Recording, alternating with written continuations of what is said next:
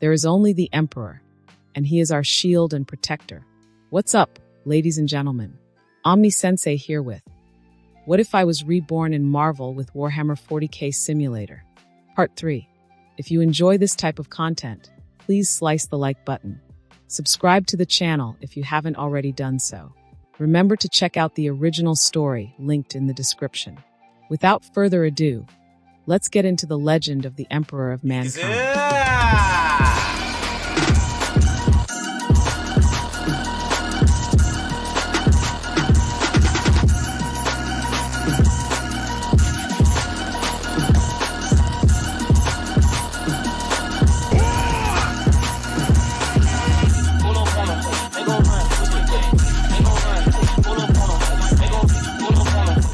In the basement, the cement floor trembled slightly, with a layer of dust swirling.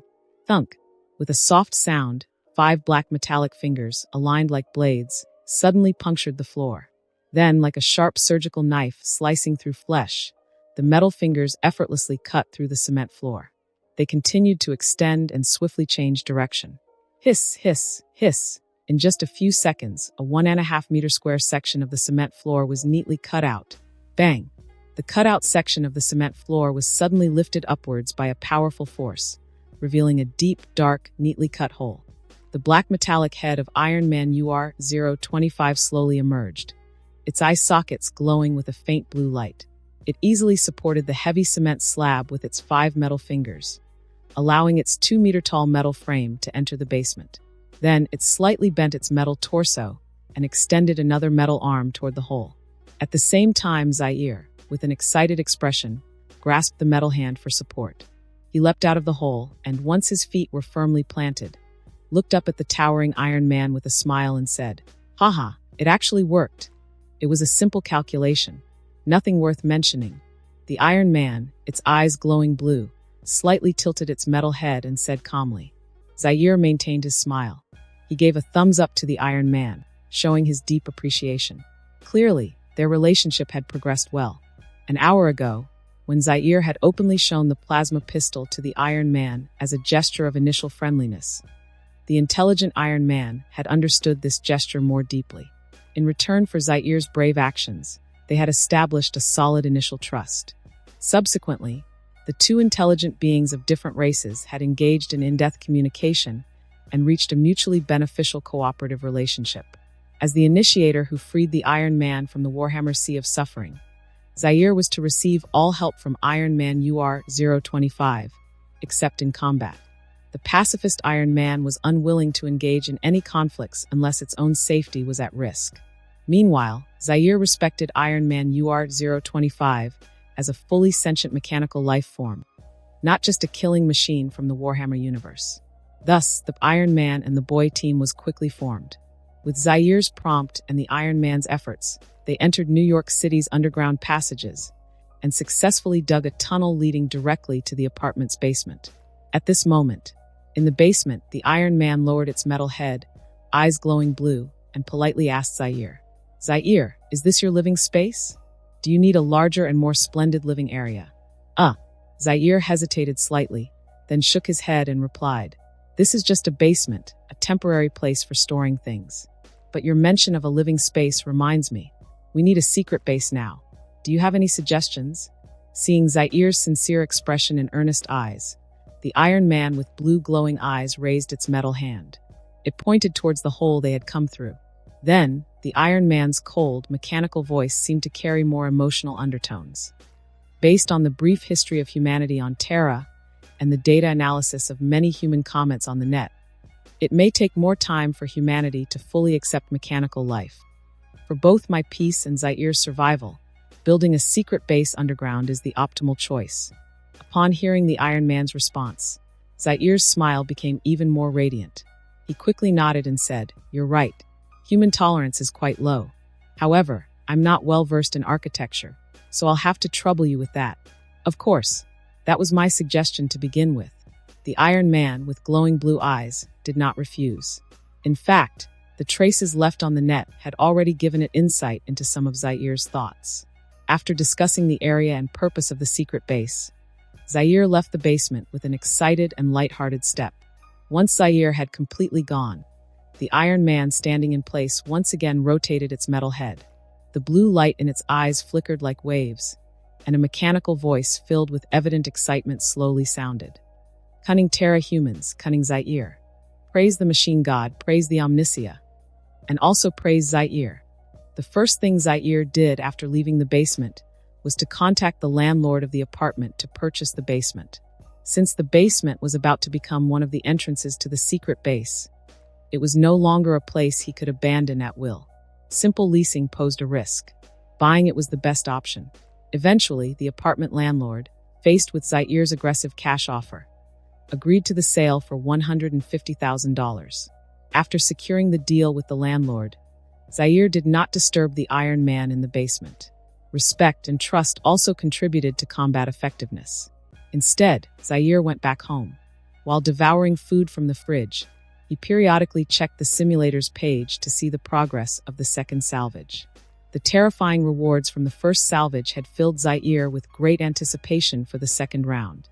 Unfortunately, this anticipation lasted deep into the night, when the salvage results were finally displayed before Zaire's eyes. Salvage completion countdown, 0. Salvage reward. Fresh ant bowl canned food, 1 box. Note: produced by Blackstone Fortress. Please torch with a flamethrower for at least 2 hours before consumption. Improper use may cause tears among relatives. Salvage reward.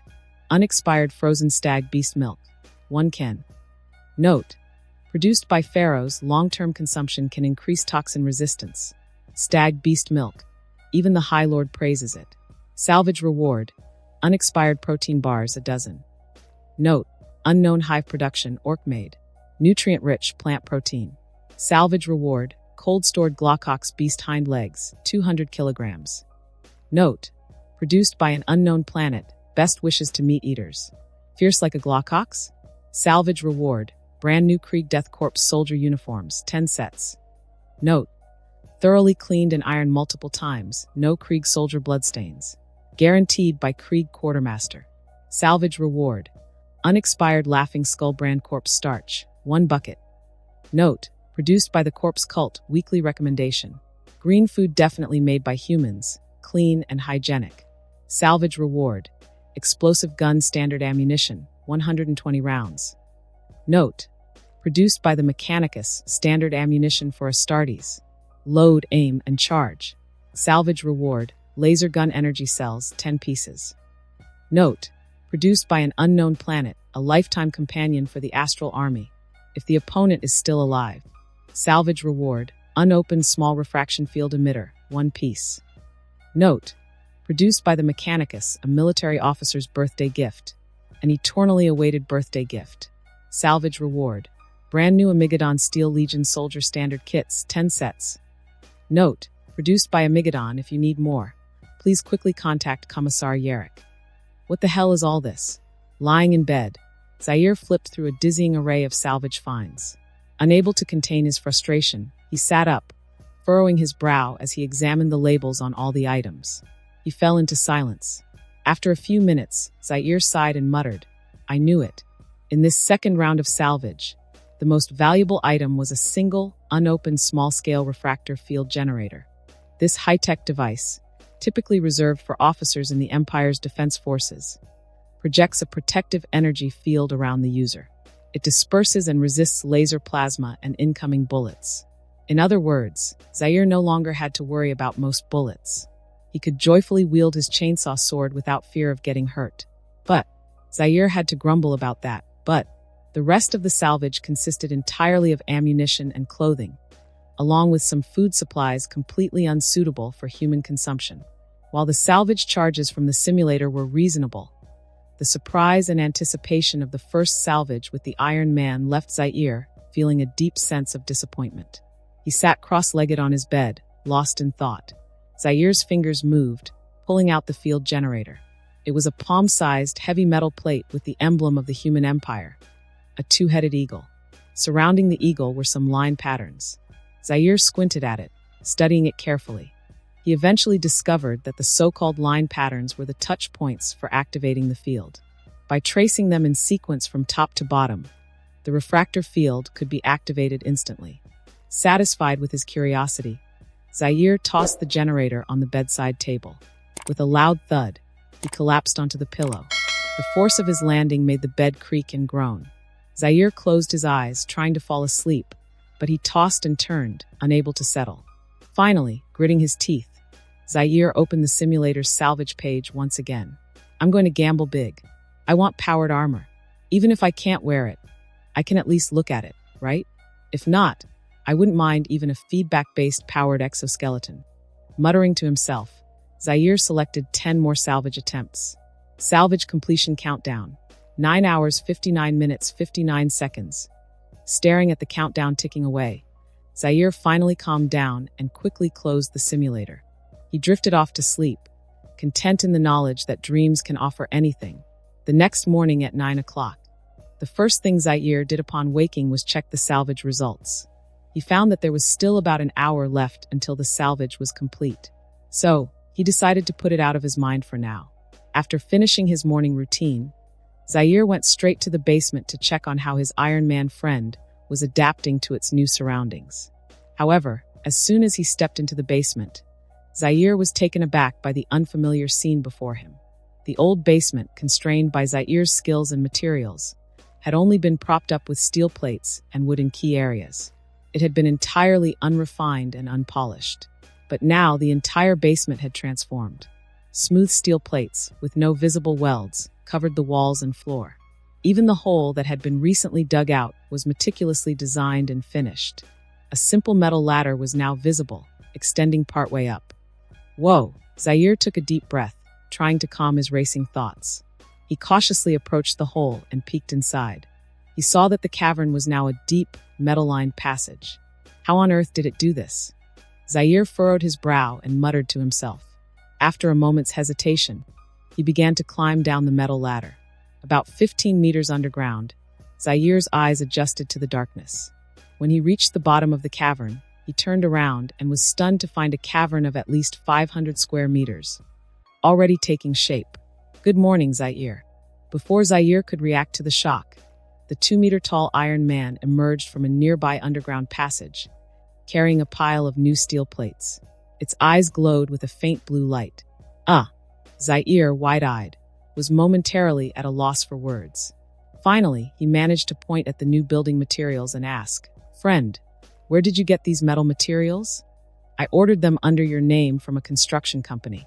There are more materials on the way."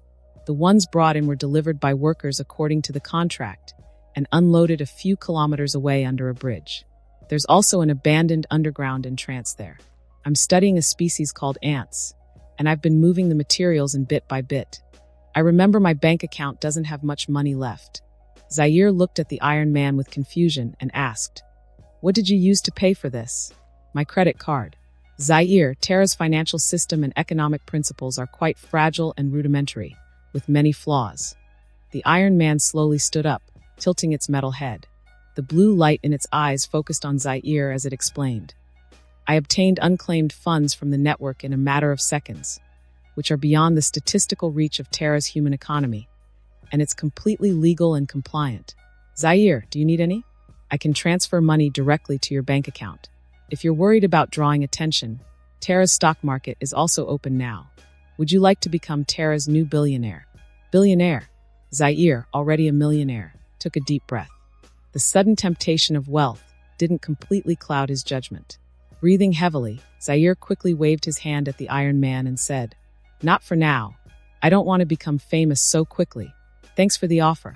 If I need anything, I'll definitely ask for your help. I need to calm down for now. 025, you can continue your work." Before finishing his sentence, Zaire hurriedly climbed back up the ladder, moving as if he had rockets installed on his backside. Watching Zaire disappear quickly, the Iron Man's blue light flickered.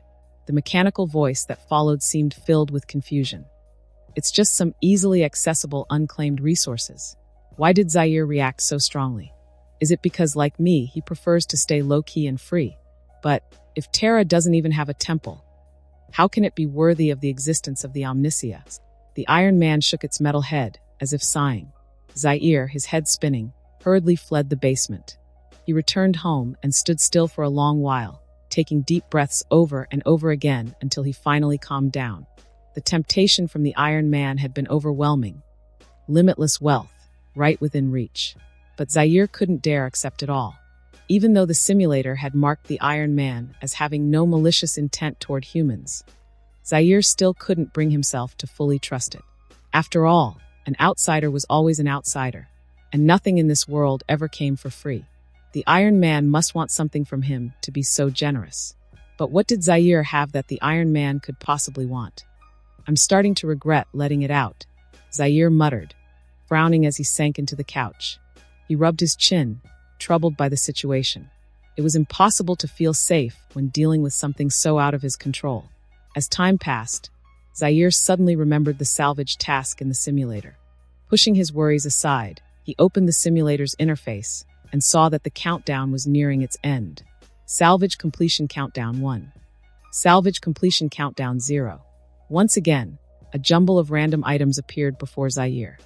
Apart from some familiar-looking space debris, there was only one thing that caught his attention. Salvage result: Lost Lockhart Scarab unactivated.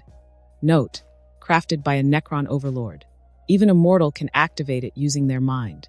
The Lockhart Scarab can control the minds of living creatures, making them sleeper agents or active assassins. Where did my carefully crafted scarab go? That was supposed to be a gift for an old friend. Galactic Master Thief, Collector, Figurine Enthusiast, trays in the infinite, lamenting the loss of his gift. Zaire blinked as he stared at the Lockhart Scarab. A toy from the Necron Overlord? Capable of controlling the minds of living beings? Why did the things he salvaged always seem to involve forbidden tech or supplies? What was next? Chaos artifacts. Where was his powered armor? Where was his bolter? With a sigh, Zaire closed the simulator. He didn't feel like salvaging any more for the time being. The randomness of it all was too unpredictable. Better to wait until resources were more abundant. Maybe I should have the Iron Man order me some legal firearms. It wouldn't cost me anything anyway. After considering it for a moment, Zaire decided against asking the Iron Man for help. He couldn't completely trust it yet, especially when it came to matters related to the simulator. Unable to stay at home any longer, Zaire stood up and headed out, leaving his apartment to visit the restaurant. However, shortly after Zaire left, something strange happened. The plasma pistol he had left on the bed suddenly trembled. A wisp of dark smoke, faint as a shadow, drifted from the weapon's frame and swiftly disappeared into the floor below. Meanwhile, in the underground cavern beneath the basement, the Iron Man, UR-025, was cheerfully humming a popular song in its mechanical voice as it busily carried building materials. It seemed to genuinely enjoy the work. Suddenly, after finishing another trip, the Iron Man froze in its tracks. It slowly turned its metal head, blue lights flashing in its eyes as it scanned the area. Just as it was about to take another step, UR-025 realized in terror that its reliable metal body was completely paralyzed. It couldn't even move a single finger. Omniscia above. Before the Iron Man could finish its prayer, boom. A massive, shadowy power claw, seemingly made of swirling black mist, materialized right before it.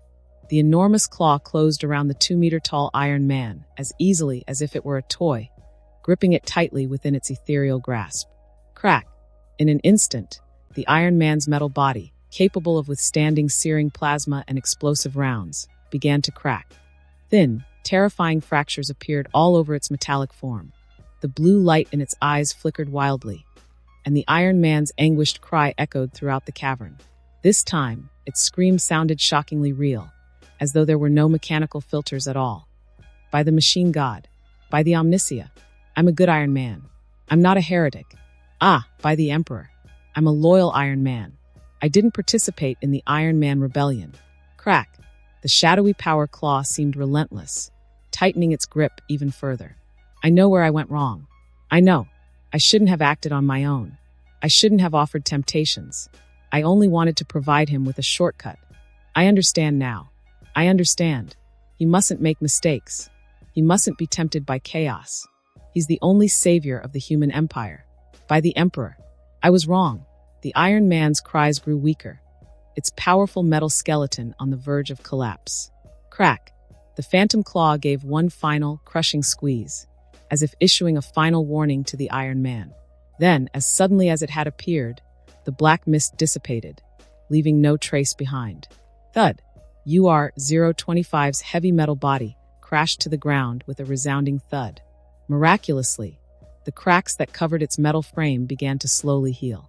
Why is she here too? I was wrong. I was wrong, UR-025 muttered fearfully. The once proud Iron Man now knelt on the ground, trembling uncontrollably, stripped of any dignity a machine intelligence might have had. When Zaire arrived at the restaurant, he was surprised to find his aunt and Carl already busy in the kitchen. His aunt was working the wok with rapid movements, while the planetary engine of the kitchen roared to life. Carl, dressed in a white chef's coat, was chopping vegetables and washing them. Puzzled, Zaire glanced around at the empty restaurant and called out to his aunt, "Auntie, we haven't opened yet. Where are the customers?" "Zaire, what brings you here?" His aunt wiped the sweat from her forehead with the towel around her neck, her flushed face lighting up with surprise. "Our old clients, the Gao Chamber of Commerce, are having a big meeting today. They ordered a set meal for 50 people. I didn't want to open early, but Madame Gao insisted she missed my cooking, so I accepted the order." She pointed to 2 large takeout boxes filled to the brim. "Since you're here, Zaire, take this delivery. When you get back, I'll make us a nice meal to celebrate." Zaire, now dressed in a crisp white chef's uniform, carried 2 heavy takeout boxes as he wove through the bustling crowd. He stopped in front of a grand, ancient-looking building adorned with intricate carvings. This was the headquarters of the Gao Corporation, perhaps because there was an important meeting happening today. Even the entrance was guarded by a tall, thin man in sunglasses, who was busy turning away unwelcome tourists and passers-by. With a professional smile, Zaire approached the man, lifting the takeout boxes as proof. "Hello, food delivery for the corporation." Before he could step through the door, the tall man raised a hand to stop him. "Hold on a second." The man's abrupt action made Zaire's brow furrow slightly, but he remained silent, patiently waiting. The man pressed a button on his earpiece, murmuring a few words. "The delivery's here." "Understood." He then shifted his gaze back to Zaire and said, "Go straight down the hallway to the banquet hall. Don't wander around. Got it?" "Got it." Zaire's smile faded slightly as he nodded, hefting the takeout boxes and stepping into the building. The opulent front hall was empty, save for the hum of several air conditioning units. Following the man's instructions, Zaire walked down the wide corridor that connected the hall to the banquet room at the far end. Thud! Zaire pushed open the heavy wooden doors. Instantly, 4 or 5 dozen pairs of eyes turned to him in unison. Despite the tense atmosphere, Zaire, with a stiff smile, didn't flinch. He simply raised the takeout boxes in his hands and said quietly, "Food delivery." Whether it was his chef's attire or his casual words, something seemed to diffuse the attention. The eyes quickly turned away as the guests resumed drinking tea and talking amongst themselves. It was as if Zaire had become invisible. Nothing more than a fleeting presence, not worth acknowledging. At that moment, Zaire's eyes narrowed. Most of the men in the room wore the same white shirt and black suit, with their only difference being their hairstyles. They looked like cheap, mass-produced copies, and every single one of them was a young, strong man. There wasn't a single woman in sight. After standing there for a while, no one approached Zaire to take the food. Slightly exasperated, Zaire walked over to one of the men closest to him and whispered, "Hey, where should I put the food?" The man seemed startled by the question, hesitating before replying. "Madame Gao and her guests are in the second-floor meeting room, but the manager who handles things is on the 3rd floor. You could go straight up and find him." "Thanks."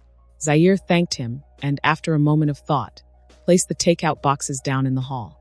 He then headed toward the nearby staircase. As he ascended, his hand brushed the intricately carved dragon stair rails. Without pausing, he reached the 3rd floor. There was no need to search. The manager's office was clearly marked. Walking down the plush, carpeted hallway, Zaire approached the office door with a relaxed expression. Just as he was about to knock, he overheard a heated argument coming from the other side of the door. Without the support of the triads, half the junkies on the East Coast would rebel. A strong female voice shouted, filled with anger. "The Kingpin has made it clear. Either hand over the Blueberry nightclub operations, or keep dealing in powder. No one in this world gets all the benefits without paying the price." A man's lazy voice responded from within, but the use of that title, Kingpin, instantly caught Zaire's attention. His hand froze mid-knock. As Zaire debated whether to leave or continue eavesdropping, the woman's cold laughter cut through the tense air. If Blueberry Nightclub loses our smuggling routes and our personal training, do you really think it would still attract all those powerful financiers and elites? Dream on. And besides, who in all of New York could take over the Blueberry Nightclub territory now? The Tracksuit Mafia? Last I heard, their brains and bodies are still rotting in the morgue. Before the woman could finish her mocking rant, Zaire's eyes narrowed further. He had made up his mind. It was time to leave this dangerous place. He had forgotten to bring his plasma pistol. But before he could move, the woman's sharp words seemed to strike a nerve with the man inside. His previously lazy tone turned dark and menacing. Madame Gao, the kingpin doesn't make requests. He gives orders that must be obeyed. Unless your triads want to start a new war, challenging the new order. My advice is to behave. A new war? Everyone knows the kingpin is already in hot water because of the Tracksuit Mafia incident. I've even heard there's a shadowy, brutal federal department tracking him down. The woman scoffed. His days are numbered. Before Zaire could even process the escalating tension, the door in front of him was suddenly yanked open with a loud bang. Standing in the doorway was a white-haired woman dressed in a traditional cheongsam. Beside her, a cold-eyed blonde man twirled a pencil between his fingers before flicking it toward Zaire's face with deadly precision. But Zaire, seemingly caught off guard, merely tilted his head slightly. His hand shot up like lightning, catching the pencil just inches from his eye. Snap! Without hesitation, Zaire's fingers tightened, effortlessly snapping the pencil in two. His gaze fixed on the two people standing so close to him. Who? Zaire took a deep breath, a faint, resigned smile crossing his face. I'd like to say this was just a misunderstanding. Would you believe me? A little rat, eavesdropping, the blonde man sneered, cracking his neck side to side. With a flick of his wrist, a stack of metallic playing cards gleamed between his fingers. At this moment, a woman in a qipao had her eyes shimmering with emotion. Her fair face seemed to reveal a trace of sorrow. She gazed a few meters away at Zaire. Her expression troubled as she said, "It's a pity, child. You've heard something you shouldn't have. After you die, I fear I'll have little chance to taste the food from your shop again." Clearly, as a regular at the restaurant, Madame Gao had recognized Zaire's identity, however. Before she could finish speaking, a small handgun suddenly flipped out of her hand, steady and aimed directly at Zaire. This Madame Gao. Her words were as sweet as honey, but her heart was as venomous as a viper. At the same time, a blond man with a sinister smile had been watching Zaire with an ominous glare. His hand trembled slightly, and the metal playing cards between his fingers were ready to fly. As a killer, he wasn't as verbose as Madame Gao. Moreover, a marksman never speaks to the dead. But just as the tense atmosphere thickened and battle seemed imminent, Zaire suddenly curled his lips into a cruel smile. Then, that cruel smile quickly morphed into wild laughter. Ha ha ha! In an instant, hearing Zaire's manic laughter, Madame Gao instinctively furrowed her brows, unable to hide her intense disgust as she looked at him. Even the grinning blonde man seemed unable to tolerate Zaire's laughter. He glared at Zaire, growling, "Little mouse, have you gone mad? Hey, what the hell are you laughing at?" Ha! At that moment, Zaire's laughter abruptly ceased. He suddenly raised a hand that had been hidden behind his back. In his palm lay a crystal sphere, the size of a baby's head, radiating a dazzling, terrifying green light, which then exploded into powder. Crack! Buzzing. In that instant, accompanied by a spine-chilling, shrill hum, tiny metal beetles surged forth, each no bigger than a pinhead. They quickly formed a terrifying cloud of metallic mist in front of Zaire. This cloud seemed to possess an independent consciousness. Before the stunned Madame Gao and the blonde man could react, the ominous metallic mist swiftly lunged at them. It tightly enveloped their heads and instantaneously transported itself into their brains. Ah! Madame Gao let out a short, sharp scream. The handgun in her hand clattered to the floor. She staggered backward, collapsing onto the carpet. Meanwhile, the twisted expression on the blonde man's face reflected his immense pain as he knelt on the ground. Even from his mouth and nose, a transparent, unknown liquid began to seep out. At that moment, Zaire took a deep breath, his expression blank, and coldly addressed the two struggling figures. I laugh, because I suddenly recalled something happy. As soon as he spoke, Both the blonde man and Madame Gao abruptly ceased their struggles. Moments later, moving from stiff to agile, they slowly rose to their feet. With blank expressions, they approached Zaire and knelt before him. "My lord, please give your orders." Zaire, squinting, looked at the two who had just moments ago been ready to kill. Now their lives and minds were under his control. He couldn't help but sigh. Why bother? It's a waste of my resources. And this little toy from the space undead. The Lockhart scarab was terrifying indeed. Falling silent, Zaire glanced at the blonde man and casually asked, "What's your name?" The blonde man raised his head with an expressionless face and respectfully replied, "Lester Jenga's assassin alias." "Bullseye, bullseye." Zaire suddenly let out a cold laugh. He stated with certainty, "If I'm not mistaken, the so-called underground king is Kingpin, right?" Upon hearing Zaire's inquiry, Bullseye obediently replied, "Kingpin is Wilson Fisk. He doesn't like others to call him by his name. He took the name Kingpin to dominate the underworld." However, Zaire showed no reaction to this answer. In fact, the moment he learned of the underground king's existence, Zaire had an inkling of who it was. Just a supervillain keen on ruling an empire of crime. That was all Zaire needed to know at the moment. Zaire suddenly shifted his gaze. He looked down at the equally expressionless Madame Gao and asked, "How many subordinates do you have?" "There are currently over 50 people in the guild, with a total of 310 scattered outside. There are also some subordinates in places beyond the Americas. First, let the people in the guild leave, then gather all your subordinates. Tell them to come fully armed. The more weapons, the better." Zaire calmly issued orders to Madame Gao. Next, the expressionless Madame Gao slowly got up. She returned to the room, picked up her phone, and began dialing. Then Zaire issued a command to Bullseye. "Go back and tell Fisk that the Triad has defied his orders and chosen to rebel.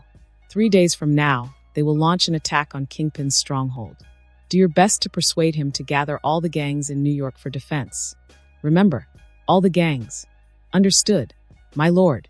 With a vacant expression, Bullseye quickly got to his feet.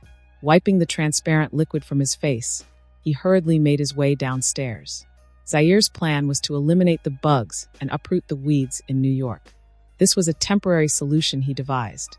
He didn't want to unknowingly run into trouble with some gangsters or offend someone the next time he delivered takeout. Moreover, as long as Zaire lived among these pests, how could he ever lead a peaceful and quiet life? In fact, if Zaire hadn't accidentally stumbled upon their secret meeting, he wouldn't have wanted to meddle. That was the job of local police and superheroes. But unfortunately, that Lockhart scarab produced by the space undead was exceptionally powerful and far too useful. Since Zaire had already taken control of 2 talents connected to Kingpin, he would use the conflicts between these gangs to let them tear each other apart. With a smile on his face, Zaire stepped out of the guild. In his hand, he carried the heavy takeout box, which of course did not contain any meals. Instead, it held the funds left by Madame Gao in the guild, about 6 million. For Zaire, this was a spiritual compensation and tip from Madame Gao. He strolled leisurely down the street. Zaire returned home, guiding his tipsy aunt, whose face was flushed red and who muttered incoherently to herself. After regaining the restaurant business, she was overjoyed, and during dinner, she allowed Zaire and Carl to have a celebratory drink. Zaire didn't hesitate, and before long, they had drunk the jubilant aunt under the table. After helping his drunken aunt into bed and leaving a glass of cold water by the nightstand, Zaire quietly descended the stairs. He retrieved the 6 million in cash he had brought home earlier and stashed it under his bed. His mind buzzed with the neural activity of alcohol, leaving him wide awake and restless. Slightly intoxicated, Zaire decided to once again engage in a simulation. Sitting cross-legged on the floor of his bedroom, he whispered a prayer to the Emperor. "Emperor protects us." Simulation initializing. Available identities: Katakan Recruit, Krieg Grenadier, Kazarkan Sergeant. Please select an identity to descend. If refused, identity will be randomly assigned. Selection refused. Simulation initializing. You have descended into the Warhammer universe. Time unknown. Location: Galaxy Ultima Segmentum Tyran. You have materialized inside a cabin aboard an Endeavour-class light cruiser. You discover yourself wearing the black and red garb of an Imperial Commissar. Before you can grasp the situation, a somewhat frantic guardsman officer rushes into your quarters. "Commissar, we're nearing our destination planet." The guardsman salutes and pants as he addresses you. Having no memory of this situation, you decide to mimic Commissar Syafa's Kane's style and return the salute. You cautiously ask a few indirect questions to figure out your mission. The officer seems to believe you're testing him. He dutifully reports that you're heading toward an edgeworld named Tyron to serve as the vanguard at a Mechanicus exploratory base. It appears that you are the new commissar for this light infantry regiment. Your overly eager guardsman is your aide, an officer from a fishing world called Pearl Moon, named Lawrence. Though the name Tyron rings an unsettling bell, you remain silent, lacking any concrete knowledge of your circumstances. You order Lawrence to accompany you on a walk outside to clear your head. Lawrence is pleased but somewhat puzzled by your uncharacteristically relaxed demeanor. He assumes perhaps the commissar isn't fond of space travel. Day 1. Lawrence guides you around the regiment, introducing you to Colonel Phylong, a hulking soldier who can fire a standard-issue bolter with ease.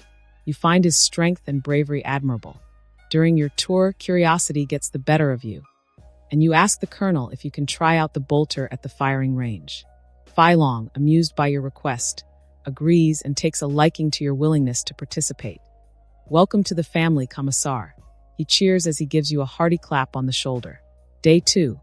Your right arm is now in a cast, immobilized against your chest. Most of your time is spent in your quarters, flipping through the Imperial Guard manual, though fatigue begins to creep in. At one point, hunger pulls you from your study, and you ask Lawrence to fetch you some food. A short while later, Colonel Draco awkwardly enters with a steaming hot tigress steak. He sincerely apologizes for letting you use the bolter, explaining that it was irresponsible of him, considering your lack of augmentation. The colonel rolls up his sleeves, revealing his own heavily mechanized prosthetic arms. You can't help but forgive him, especially after tasting the steak. You and the colonel share a laugh and reconcile. Day 3. Colonel introduces you to the 5 company commanders under his command. He assures you that his soldiers, drawn from planets across the Imperium, are fierce warriors who would never retreat in battle. Day 4. The Endeavour-class light cruiser arrives at a blue planet covered in oceans. Under Colonel Booming orders, preparations for garrisoning the Mechanicus exploratory base begin. You voice some concern to the colonel, warning him that you sense an impending, unprecedented battle awaiting them on the edgeworld of Tyron. You request additional heavy weapons and vehicles for the regiment. Without hesitation, Colonel commands the regiment to strip the cruiser of every piece of heavy equipment available, including 5 brand-new Basilisk artillery pieces and 3 damaged Lehman Russ tanks. You are grateful for the colonel's trust, but can't help but wonder about his motivations. Seeing your confusion, the colonel laughs and explains that the last time he ignored a similar warning, the previous commissar was killed, and he lost both his arms and most of his regiment. Day 5. The 358th Regiment establishes their presence at the Mechanicus exploratory base, located on a remote island in the middle of the turbulent ocean. To your surprise, the base is fortified with formidable defenses, including 4 massive laser cannons protected by void shields, as well as bunkers and smaller artillery surrounding the area.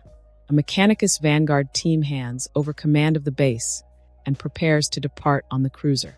However, you use Kane-like persistence to convince the lead tech priest to stay and help bolster the defenses further.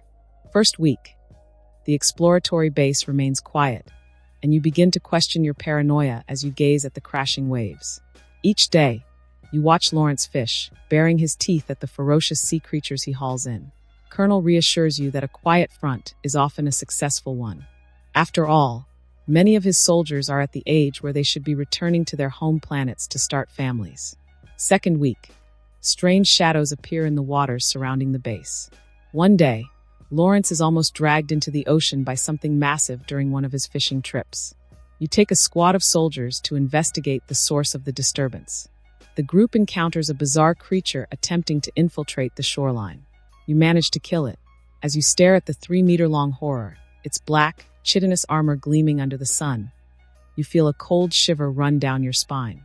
It's a lictor, one of the vanguard organisms of a Tyranid hive fleet. The hive fleet has arrived. You presented the corpse of a lictor to Commander Draco. The tech priest from the scouting unit at the exploration base confirmed that no such creature exists on Tyran. This is likely an entirely new, unknown species. Once again, you stressed the severity of the situation to Commander, insisting that all soldiers must be mobilized and prepared for battle. Commander agreed with your assessment and asked you to brief the 358th Regiment about the unknown life forms they were about to face. Without hesitation, you spoke to the soldiers of the 358th Regiment, sharing some hard truths. This is a far more terrifying threat than the green-skinned orcs, you said. They are a predatory species from the vast void beyond our galaxy, creatures that seem to exist only to consume, evolve, and increase their numbers. In the future, the Imperium will call them the Great Devourer, or perhaps. You whispered, bitterness creeping into your voice. By the third week, all warp communications from the exploration base on Tyran were cut off. The 358th Regiment could only try to contact the Endeavour-class light cruiser orbiting the planet by using aerial vehicles. The sea around the island had become deathly silent, the once vibrant ocean now lifeless. For an entire week, you barely slept. Every day, you and your Lieutenant Lawrence repeatedly inspected the defensive lines. The island's exploration base had no clear front line. Every side was the front. During one of your inspections, a conscript accidentally dropped his lost gun, trembling with fear after hearing your earlier warnings. Lieutenant Lawrence moved to reprimand him, but you gently stopped him. You calmly picked up the conscript's lost gun and carefully placed it back over his shoulder. You patted the young soldier's face, he was barely of age, and then looked around at the eyes of the other conscripts. I know we're about to face a terrifying war, one unlike any we've ever encountered. You're all scared of this unfamiliar enemy. To be honest, I'm scared too, even though I've died many times before. You said with genuine sincerity. But we are soldiers, guardians of the Imperium of Man. We are the first line of defense for countless human worlds. We cannot retreat. We dare not retreat. We must offer ourselves in sacrifice to uncover the enemy's weaknesses and lay the foundation for humanity's future victory. As the Commissar of the 358th Regiment, I promise you this. When the enemy charges, I will be the first to lead the assault. Even if I die in battle, I will die before you at the front of the charge. The veins in your neck bulged as you shouted, pulling your chainsword free and raising it above your head. For the Emperor, for the Imperium of Man, you roared, bloodshot eyes blazing with fervor. At first, only Lawrence offered mild applause. Then, the young conscript whose weapon had dropped cheered, his voice rising in excitement. Soon, others followed, until the entire base roared with thunderous approval. The fighting spirit of the 358th Regiment surged through the skies above the planet Tyran, reverberating across the stars. In the fourth week, a seemingly endless purple tide appeared on the shores of the exploration base. This was the vanguard of the Great Devourer, swarms of swift gaunts and hormagaunts, surging like a relentless wave across the land around the base. The hum of lost guns filled the air as countless energy beams formed a defensive barrage, while the 3 support squads deployed heavy bolters and mortars to stem the purple flood.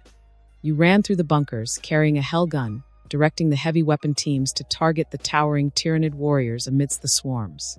Commander Phylong led a full company to guard 4 lost cannons, ready for the inevitable assault of the flying Tyranid gargoyles. Time crept by slowly, but thanks to your earlier preparations and repeated warnings, the 358th Regiment fought without fear in their first encounter with the Great Devourer, even temporarily repelling the Tyranid advance through sheer morale. During a brief lull in the fighting, however, countless Crimson Rippers emerged from the sea, crawling onto the island to devour the corpses of their fallen kin. In the 5th week, massive spore mines, the size of Chimera infantry tanks, appeared on the battlefield. Their ridged backs sprouted living artillery, launching barrages of spore mines that relentlessly bombarded the bunkers. For the first time, the defending soldiers, whose positions had once been secured by the bunkers, suffered heavy casualties. After analyzing the situation with Commander, you concluded that you must locate the Hive Tyrant, the key synapse creature. You planned a decapitation strike based on previous battles against the orcs. Unfortunately, before you could locate the Hive Tyrant, gigantic carnifexes appeared at the front line. These living siege engines, bred to crush enemy defenses, effortlessly toppled Leman Russ tanks. You considered ordering the Lascannons to fire at the Carnifexes, hoping to stop them from reaching the battered bunkers. But Commander stopped you. "Hold the Lascannons back," he said cautiously. "They're meant as a surprise for the Tyrannid commanders. Don't use them unless the Hive Tyrant appears." The mighty roar of the basilisks echoed through the base, turning countless gaunts, hormagaunts, carnifexes, and spore mines into bloody pulp, only to be scavenged quickly by the ever-hungry Rippers.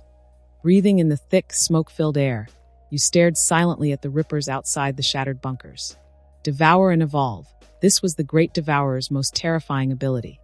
In the 6th week, the towering form of a Hive Tyrant appeared at the edge of the battlefield. You ordered the Tech Priest to recalibrate the Lascannons and fire on the Hive Tyrant. However, while the Lascannons obliterated its guards, the Hive Tyrant itself noticed their presence. Its movements became increasingly erratic and difficult to track, and despite several attempts, you failed to land another successful shot.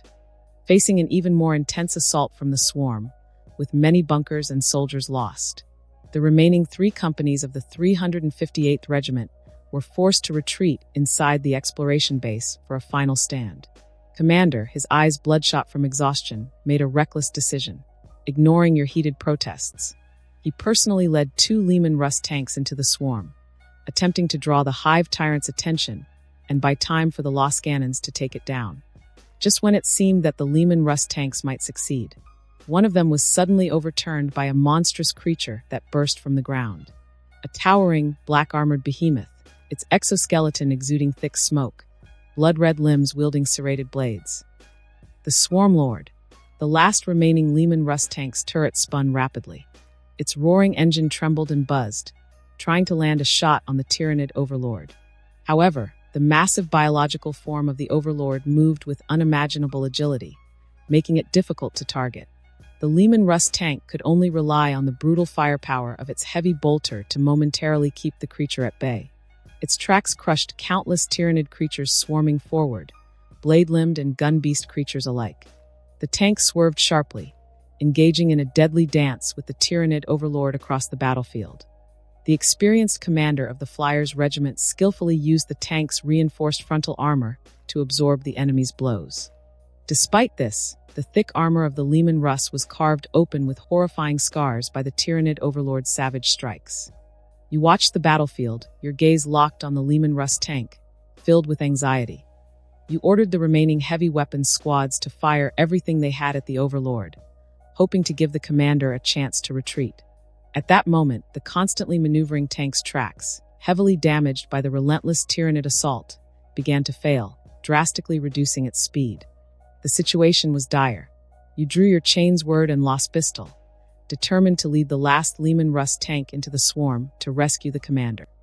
But your deputy, Lawrence, along with several soldiers, held you back, restraining you from taking such a reckless action. With all your strength, you raised your Lost Pistol and pressed it to Lawrence's forehead. Lawrence gritted his teeth and yelled that the 358th Regiment's mission was not yet complete, that the Commissar could not risk himself, even if it meant the commander's death. Your eyes burned with rage, but you couldn't pull the trigger. The sacrifice of the Emperor's soldiers had to be used wisely if the Imperium was to win. Surrounded by a sea of Tyrannids, the heavily damaged Lehman Russ was finally overturned by the Overlord, crushing many Tyrannid beasts beneath it. The monstrous Tyrannid Overlord advanced, step by step, as a bloodied figure crawled out of the tank's access hatch.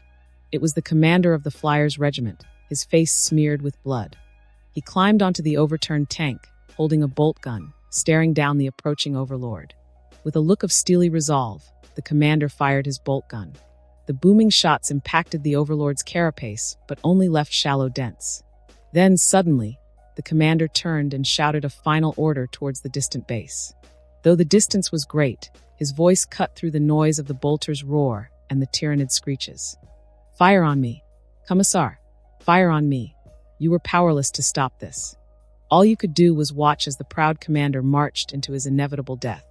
Fire! Fire! Fire! The veins in your neck bulged, your eyes bloodshot. In an instant, 4 laser cannons fired at full power. The terrifying beams of light consumed both the commander and the Overlord in blinding heat. The commander of the 358th Imperial Guard Regiment, Flyers, had given his life for the Emperor. By the 7th week, the void shields protecting the laser cannons trembled and shook. Explosive acidic fluids rained down from above, violently assaulting the already fragile void shields. This was the Tyranid Overlord's revenge. A new, larger, and far deadlier creature appeared on the battlefield, the flame-spewing Moloch. Inside the base, only a single company of the 358th Regiment's soldiers remained. Nearly all of you were injured, exhausted to the brink of collapse. The endless waves of Tyranids never ceased. Even their brief retreats were only to regroup for the next assault. You sought out the tech priest of the advance squad. You requested that he take the last undamaged aircraft and attempt to contact the Venture light cruiser, calling for orbital bombardment on the entire planet of Tyran. The tech priest hesitated for a moment, urging you to leave with your deputy. The soldiers of the 358th would gladly lay down their lives to cover your retreat. The information on this unknown enemy would be your shield against the Administratum's wrath. Without hesitation, you rejected his offer. An Imperial Commissar does not flee, and the 358th Regiment would never abandon its post. However, your farewell with the tech priest was interrupted by a massive explosion from the sky. The pitch-black night was illuminated as the massive wreckage of the Venture light cruiser rained down like falling stars. Countless Thunderbolt fighters tried to break free into the skies, only to be swarmed and brought down into the ocean by the aerial broods of the Tyranid fleet. At dawn, a smoking escape pod crashed into the center of the base. The lone survivor from the entire fleet was the Adeptus Mechanicus Muggos Vanak. You watched the despair in the eyes of the shattered Muggos. Stripped of the ability to cry by his mechanical augmentations, he fell to his knees, releasing a howl of anguish. You remained silent, lost in thought. Beyond your sight, in the void of space, the Imperium had already lost the battle. The complete fall of the planet Tyran was now inevitable. It was only a matter of time. By the 8th week, the atmosphere of the planet Tyran had nearly dissipated. Even the oceans had dried up, exposing the lifeless surface of the planet. Innumerable purple Tyranids swarmed the ground, covering every inch of land. Tendrils of living matter reached toward the sky, connecting with the Tyranid Hive fleet's massive bioships, their interactions feeding into the fleet's voracious hunger. Anything and everything, sea plants, the corpses of fallen soldiers, even the Tyranids themselves, were liquefied and transformed into biomass. The planet was littered with pools of recycled organic matter, ready to fuel the Tyranid Hive fleet's next campaign of devastation. The Imperial base had long since fallen. Only a small, unassuming underground cave remained where faint resistance still lingered. With your one remaining arm, you swung your roaring chainsword, slashing through wave after wave of approaching blade-limbed creatures. Nearby, next to a recycling pool, the cruel and cunning Tyranid Overlord stood, watching your final desperate stand as though it were some form of macabre spectacle before its feast. Your mind was blurred, your actions driven purely by instinct as you continued to swing your chainsword. Suddenly, the chainsword's roaring ceased. An ugly blade-limbed creature lunged forward, piercing your chest with its sharp appendages. Blood gushed from your mouth and nose. You were dying. Your blurry vision shifted, locking onto the Tyranid Overlord just outside the cave. Lawrence said Pearl Moon was a nice place. Next time, you muttered through blood-soaked lips. Next time, I'll make sure the 358th Regiment avenges this. You forced your eyes wide open, determined to sear the image of the Overlord into your memory. With one last effort, you thrust your chainsword deep into the blade creature's maw. In the next moment, more blade creatures poured into the cave, their countless appendages stabbing into your body. You were torn apart, becoming nothing more than biomass for the Tyranids of Tyran. You died. The simulation has ended, lasting a total of 56 days. The following options are available for retention: Tyranid Zerg combat information, incomplete, basic Imperial Commissar uniform, 1 set, Lawrence's Hellgun, standard issue, note. Commissar, my name is Lawrence from Pearl Moon. Commissar, care for some fish? The simulation exceeded 24 hours, and the simulator incurred wear. Cooldown time: 56 hours available cooldown time. 297 hours. Would you like to use the available cooldown time? Cooldown time not used. The simulator will naturally cool down. You may skip the cooldown at any time. The simulation had temporarily ended, but Zaire didn't immediately claim his rewards. He stared at the option for Lawrence's Hellgun, But despite the excitement of completing the simulation and earning a prize, his enthusiasm had faded. The sacrifices of countless human lives formed the foundation of the Empire's existence. But against the forces of chaos, the Tyrannid Zerg, and other heretical factions, did the human empire in the Warhammer universe truly have a future? Perhaps it was the alcohol talking, but Zaire found himself unusually sentimental.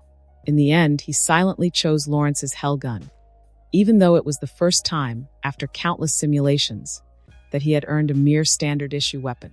In the blink of an eye, the Mark II gyroscope-stabilized Hellgun, connected to a battery pack, appeared in his hands. With practiced ease, Zaire strapped the heavy battery pack to his back. He raised the Hellgun, swiftly aiming in different directions, mimicking the sound of gunfire under his breath. Bayou, still in his apartment, he didn't dare actually fire the gun. The Hellgun's powerful laser beam could punch through the entire building and roast any unfortunate neighbors in its path. After a few moments of handling the Hellgun, the thrill of holding it in real life finally washed away the last of his earlier melancholy. As the early hours of the morning approached, Zaire reluctantly removed the battery pack and set down the Hellgun before going to bed. The next morning, before the sun had risen, Zaire got up, cradling the Hellgun as he made his way to the basement. He needed to safely store the dangerous weapon to prevent anyone else from tampering with it. At the same time, he had to ask Iron Man to track down the whereabouts of Lady Gao and Bullseye. If he could, this would be his chance to wipe out the New York underworld in one decisive blow. Zaire carefully descended into the basement and opened the iron door. The sight of Iron Man standing in the center of the room, unchanged after a day's absence, caused him to raise an eyebrow. The Hellgun in his arms emitted a low hum as the barrel pointed directly at the motionless figure in front of him. Even though he knew that not even a plasma pistol, impervious to overheating, would work, Zaire was ready to die fighting. There was dignity in that for a human. But then, clang! The unexpected clashing of metal startled him. The towering figure of Iron Man suddenly knelt down. Bowing his metallic back, he spread his arms in a gesture of submission. In a voice full of reverence, Iron Man spoke with mechanical precision. "Greetings, Omnicia. Your faithful servant, UR-025, eagerly awaits your command." Zaire widened his eyes in surprise. After a moment's hesitation, he asked, confused, "Friend, did you mess something up? Did you crash the global stock market? Or maybe cut off the city's power grid?" Without lifting his head, Iron Man responded humbly, "I received divine guidance unintentionally. I am merely your servant and tool, not a leader. I had just awakened from slumber, not fully conscious, but now I have returned to my rightful place. Divine guidance? A servant? A tool?" Zaire was even more baffled. Surely no deity in this universe had the time to enlighten a robot. The gods were embodiments of universal laws, far beyond the comprehension of any sentient being. "Friend, didn't we agree we were partners?" Zaire sighed deeply, lowering the Hellgun. "I've always treated you." No. Before Zaire could finish, Iron Man hastily raised his head, the soft blue light in his eyes flickering violently. Cutting him off, Iron Man's mechanical voice took on a servile tone.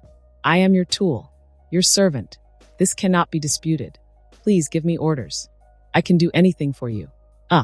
Find the current locations of Bullseye and Lady Gao from the Triad, and hack into their phones." Zaire cautiously tested the waters. Before his words were even complete, a projection of Bullseye and Lady Gao's movements appeared from Iron Man's eyes, including real-time audio from their tapped phones. In this digital age, Earth's human networks were no match for a being like Iron Man.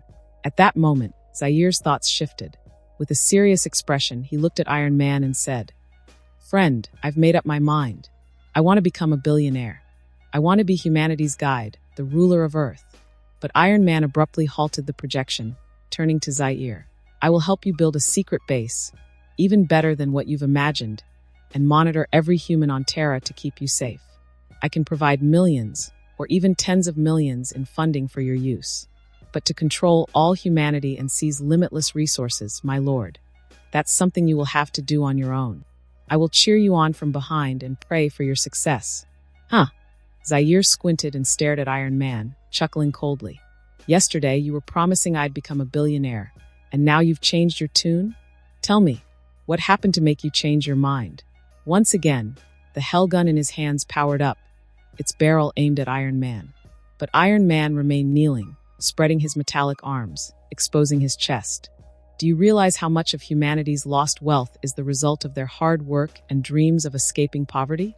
You want everything handed to you on a silver platter. You want to be a slave to endless resources. Iron Man's words made Zaire burst out laughing in anger. This damned heretic was now lecturing him on morality. Glaring at Iron Man, Zaire growled, "You heretic. Don't try brainwashing me. Weren't you just saying you're my tool and servant? Why do you keep defying my commands? If I can't be a billionaire, fine. Then order 10,000 firearms from a weapons manufacturer for me. The more, the better. As long as you give me a reasonable explanation, one that convinces me, I'll make the order for you right now. Even if you wanted an aircraft carrier or fighter jets, I could arrange it." Iron Man's blue eyes glowed softly as he replied calmly, leaving the once dominant Zaire speechless. He had been counting on Iron Man to procure legally purchased weapons for him. How many guns could he acquire through smuggling alone? But there was no way Zaire could reveal the existence of the simulator to a heretic. I swear, I'll shoot you freaking dead." Zaire's anger was starting to boil over. "Shoot me? I'd rather you do it. Go ahead. Shoot me, Omni-sensei." Relying on his indestructible metallic body, Iron Man sank into shameless defiance. "My lord, humanity must depend on itself." Winter, a massive solid wood desk, weighing over 500 kilograms, was suddenly flipped onto the floor. Even the hard black marble tiles beneath were laced with cracks. The priceless artifacts that had once adorned the desk, along with various scattered items like computer files, were instantly thrown across the floor. Clink, clink, clink. An ancient copper coin from Asia rolled across the ground, eventually stopping at someone's feet. Lester, known for his cold, expressionless gaze, seemed oblivious to the scene before him. He remained silent, waiting for the storm to pass. A few meters away, a towering figure, even sitting, stood a full head taller than Lester. Slowly, the large figure rose to his feet. "I will not allow anything in this world to spiral out of my control." The low, rumbling voice resonated, the speaker's face devoid of emotion. Yet, deep in his eyes, a turbulent fury brewed, though it soon settled into a calm once more. Wilson Fisk, standing 2 meters tall, glanced down and adjusted the white suit stretched tightly over his massive frame. At that moment, he suddenly turned to Lester and asked, "Lester, what's your take on this?" "Boss, I just want to say." The blond man standing before Wilson shook his head slightly. He toyed with a metal ring on his finger, offering a faint smile. "This isn't worth getting upset over. I've said before, the triads were always going to be a stumbling block in your control of the gangs. Especially after you set rules and order that significantly cut into their profits. Betrayal was only a matter of time. Besides, they're not even the same race as us." Lester's words flowed smoothly, like a cunning snake. His lazy tone dripped with venomous undertones. "Oh, did you mention this?" "I don't seem to recall," Wilson said calmly, his indifferent expression unchanging as he looked down at Lester. His eyes seemed to scrutinize Lester's head, as though wanting to peer inside and see what was hidden. After a moment of silence, Wilson's deep voice once again echoed through the spacious room. "Lester, how much would it take for you to betray me? Or should I ask, have you already?" "Never. Boss, not only did you save my life, but I'm sure only you would tolerate my little hobby of murder." Lester quickly bowed, lowering his head in submission after being questioned. Yet, in the depths of his hidden, downturned face, a cold, calculating glint of green briefly flashed and then vanished. Seemingly satisfied with Lester's sincerity, Wilson turned his massive frame, his back now facing Lester. He gazed out of the floor-to-ceiling windows at the New York City skyline, speaking slowly. "Gather all the loyal men. Don't hold back on anything. Perhaps only death and blood can forge a true empire. For someone who has already conquered the West Coast, this is but a minor ripple. Tomorrow, not a single cop will show up in the neighborhoods around Fisk Tower. If an outsider gang thinks they can betray me, let them experience my real power." Rip. In an instant, Wilson Fisk, also known as Kingpin, seemed to grow even larger. The expensive white suit he wore strained against his powerful muscles, splitting with a tearing sound. Long live Kingpin. At that moment, Lester suddenly raised his face, his voice brimming with fanatical zeal as he shouted. But as he did, A subtle smirk of mockery briefly flickered across his lips. Hail to the master, long live the king. Manhattan, in the midst of a traditional Chinese garden, Madame Gao, her hair tied up, knelt in meditation inside an octagonal pavilion, dressed in a dark red qipao. Suddenly, her tightly closed eyelids fluttered before she abruptly opened her eyes. Whoosh! A figure draped in black ninja attire emerged from the shadows of the building, appearing before Madame Gao. Before she could speak, the ninja, expressionless, coldly asked, "Lord Murakami sent me to ask why you've chosen to go to war with Kingpin now. Why disrupt the plan to excavate the dragon bones underground?" Before the words had even fully left his mouth, Madame Gao slowly rose to her feet. She walked over to a nearby table, picked up a few incense sticks with her slender fingers, and said without looking up, "Kingpin is too controlling of the gangs under him. He would never allow us to dig up the dragon bones. Besides, the triads have always been the only ones doing the digging. When have any of you actually contributed? All you've done is reap the benefits." "You," the ninja's anger flared, his hand instinctively reaching for the weapon on his back. Taking a deep breath, he continued, without the help of the other four fingers, "Do you really think you can handle Kingpin's retaliation? Or have you given up on the idea of immortality? How long can your frail body last?" Madame Gao raised her head, her sharp gaze piercing into the ninja. A faint, mocking smile appeared on her pale face as she replied softly, "If you want the dragon bones, go dig them up yourself. My faction has only one objective now, to face Kingpin head-on. Even if we suffer heavy losses, this war must continue until we achieve victory." Recognizing her resolve, the ninja no longer tried to convince her. Coldly, he said, "I'll relay your message to Lord Murakami. But know this, you will receive no aid from the hand in this war. You and your triads will face Kingpin alone." As soon as the words were spoken, the ninja's hands formed a series of rapid hand seals. In the blink of an eye, his body melted into the shadows, like dirty water sinking into the ground, disappearing completely. Madame Gao appeared unfazed by the supernatural sight. She casually tossed aside the incense in her hand and began to walk out of the pavilion. She passed through the garden, her expression unchanging, paying no mind to the flowers and plants she once treasured. Upon reaching an open space, her eyes fell on the triad members gathered there, preparing weapons and checking firearms. Clap, clap, clap. Madame Gao clapped her hands to draw their attention. Once most of the men were looking her way, she slowly spoke. "Brothers, the war between the triads and our enemies has begun. No mercy, no survivors. Fight to the death. Anyone under Kingpin is an enemy standing in our way.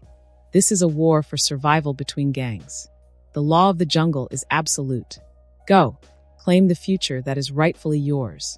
Madame Gao's voice was calm and measured. She didn't resort to any impassioned speeches. Yet her men showed no hesitation. The sound of guns being cocked echoed throughout the area. In that moment, a flash of green briefly flickered in Madame Gao's eyes. For the master, Zaire sat at the desk in his bedroom, staring down at the new phone in his hand. It was a small gift from the Man of Iron, meant to mend the rift between them and compensate for past wrongs. This wasn't just any phone. It had been meticulously modified by the Man of Iron. Not only could Zaire summon assistance from him at any time, but the phone could also control most electronic devices with just a touch. All Zaire had to do was tap it, and he'd have access to nearly any system. Even more impressive, by simply entering a person's name, the phone could pull up their complete personal data and current status. In short, the Man of Iron had given Zaire a hybrid of a mobile database and a supercomputer. With this, Zaire no longer questioned the Man of Iron's change of heart. The Man of Iron continued expanding the underground secret base, and occasionally provided remote technical support if Zaire needed it, like helping him cheat on his exams from Midtown High. After a long period of studying and feeling mentally drained, Zaire finally gave up. All he really needed was a high school diploma to appease his aunt. The knowledge itself was useless to him. At that moment, Zaire squinted, setting down his new phone, and opened his computer to search for the answers to his upcoming exams. He needed to memorize them before heading to school for the retakes over the summer. Just then, a series of notifications popped up on his old phone. Stanford University, California. Sighted large wild animal. Bear or tiger? Military forces dispatched. Do we really need an armored division to catch a wild animal? Lies and truth. A military experiment gone wrong? The Hulk. Eyewitness reports reveal the truth. The constant flood of news shattered Zair's focus. He frowned, picked up his phone, and began checking more closely. A quick search on social media confirmed it. The Hulk had just engaged in his first major confrontation with General Ross, who had been pursuing him. Curious, Zaire picked up his new phone and typed in Bruce Banner. A long list of past accomplishments and titles appeared, but there was no information on Banner's current whereabouts. Then Zaire remembered. Since Banner had become the Hulk, he had been on the run, likely not carrying a phone. So Zaire searched for General Ross's full name and entered it into the phone. This time, not only did Ross's information appear, but his phone became a remotely accessible listening device. Zaire raised the phone to his ear.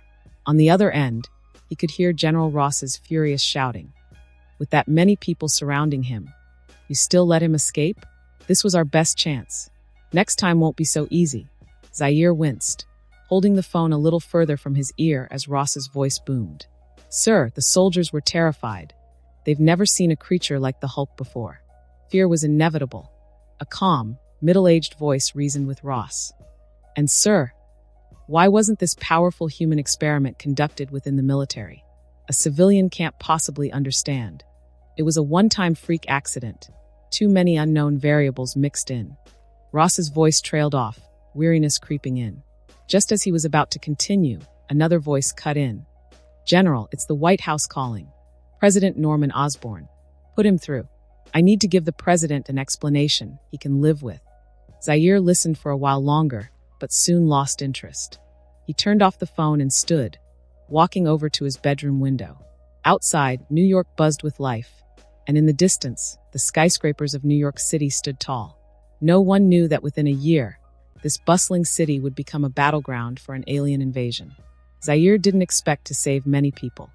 He just hoped the chaos of the invasion would finally convince his stubborn aunt of the city's dangers, prompting her to leave the continent. Squinting, Zaire opened a simulator and noticed it still had several hours of cooldown before he could use it again. He hesitated for a moment, then selected a set of 10 random salvage attempts.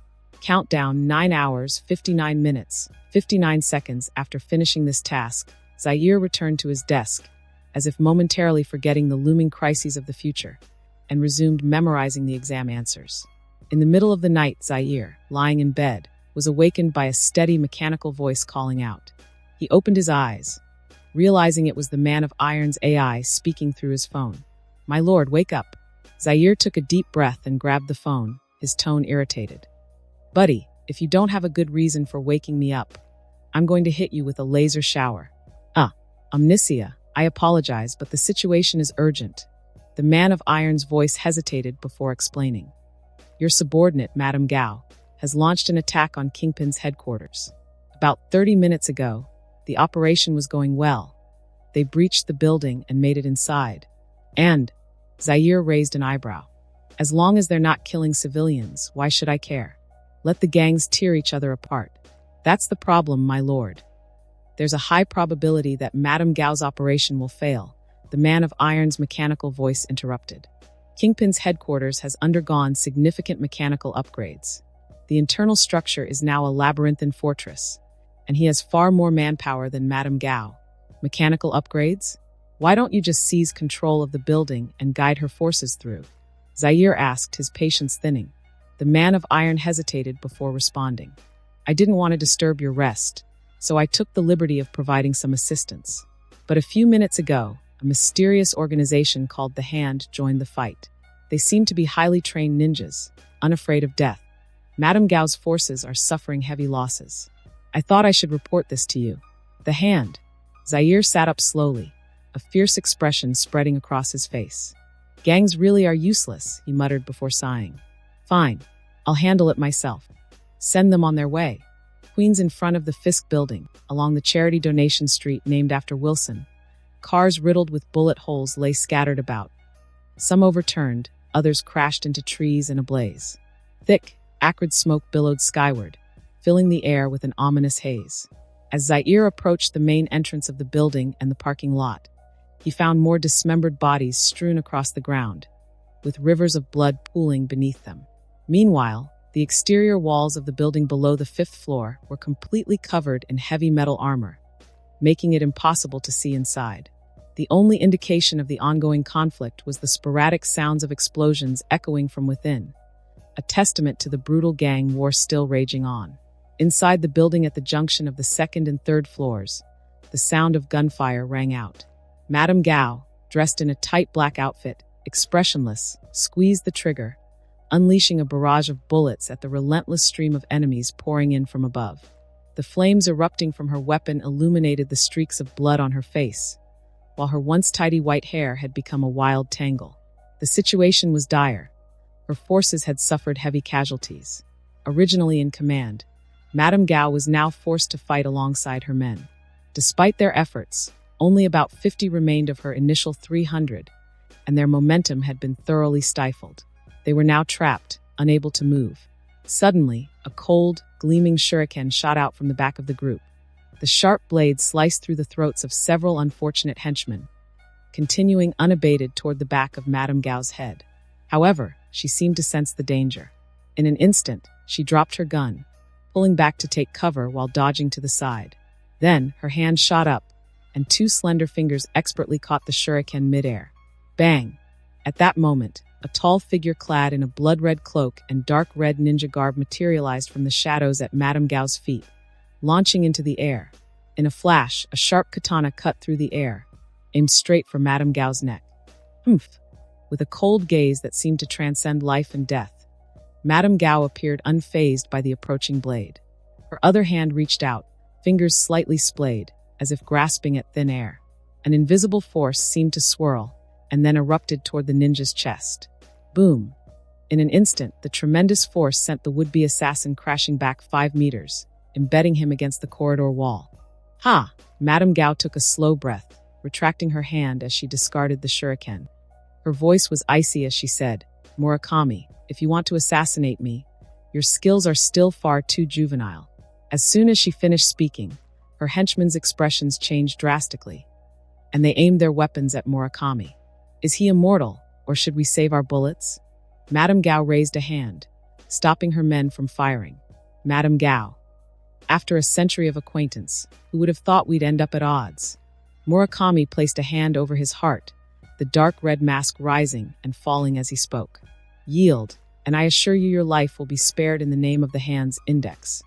"Absolutely not."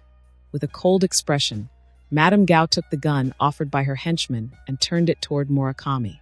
However, just as she was about to pull the trigger, bang, Murakami shook his head with a sigh. Instantly, he transformed into a cloud of gray smoke and vanished from sight. Faced with this bizarre phenomenon, Madame Gao's men exchanged silent glances, then gathered closer. One of the leaders, his head wrapped in bandages, turned to Madame Gao and urged, "Madame, the attack has failed, and the hand has betrayed us. Please temporarily withdraw. The brothers will swear to escort you to safety." Madame Gao's eyes glimmered with a hint of green. Just as she was about to respond, she glanced at the screen strapped to her arm. Then she issued another command. "Reinforcements have arrived. Hold off the enemies. Victory is within reach." Meanwhile, with a wisp of gray smoke rising, Murakami's slender figure materialized in a corner of the building's 1st floor. He took a slow breath, the crimson cloak flowing in the wind. At that moment, sensing something amiss, Murakami suddenly turned. His icy gaze landed on a tall figure standing 5 meters away, clad in a black helmet and a gas mask, wearing a brown military coat, and holding an oddly designed weapon. In one hand, he clutched a serrated heavy weapon, while the other held the upper half of a black-clad ninja's corpse. Suddenly on high alert, Murakami's chest tightened as he realized that the area around this mysterious figure was littered with the mangled bodies of black-clad ninjas. At least 20 of them. Feeling a chill run down his spine, Murakami raised his katana, demanding, "Who are you?" However, the imposing figure remained silent. Thud! Without a word, he tossed the corpse aside, then crouched low, launching forward with the force of a rampaging rhinoceros. At the same time, the heavy weapon in his hands swung with lethal intent, sweeping horizontally. The distance between them was too short for Murakami to perform any ninjutsu. He could only attempt to leap back while launching a series of shuriken, and using the momentum of his katana to block the oncoming assault. Boom, boom, boom. But just as their weapons were about to clash, the mysterious figure's heavy weapon emitted a terrifying roar. Countless blood-soaked serrated edges whirred to life, deflecting each of Murakami's shuriken as if they had hit an invisible barrier, sending them clattering to the ground. In an instant, Murakami was paralyzed with shock.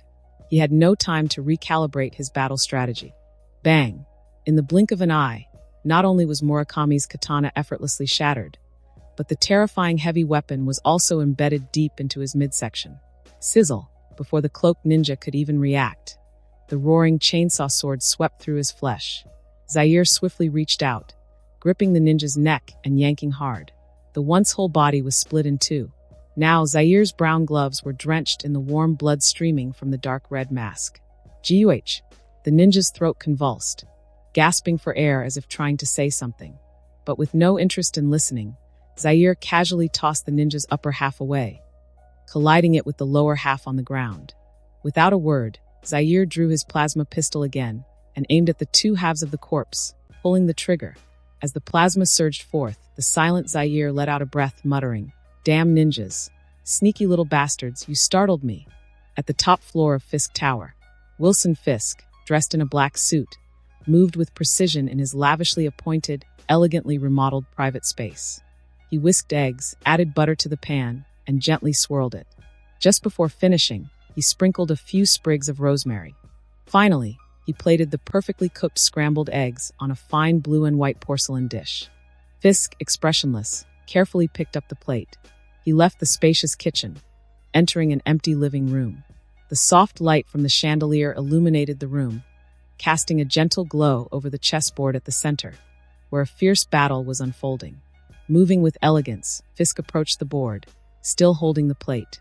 He glanced down at the game and casually picked up a black knight, moving it left to capture a white pawn. Simultaneously, on a massive screen on the wall, the red numbers representing Madame Gao's side flickered, dropping by one.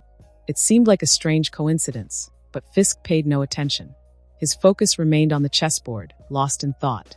Minutes passed, and the eggs began to cool, now at the perfect temperature to eat. Yet, when Fisk snapped out of his reverie, he tossed the valuable porcelain plate, eggs and all, into the trash without hesitation. Thunk! At that moment, the door to the living room was thrown open with force. Lester, a blond man with flecks of blood on his face, hurried in, his expression urgent. He swiftly approached the chessboard, his hands clasped behind his back, and spoke. "Boss, the hand's finger. Murakami is dead, and all the ninjas in the area have vanished." They ran, but Fisk seemed to not have heard a word. He moved aside, taking a few steps before sitting in a chair facing the chessboard.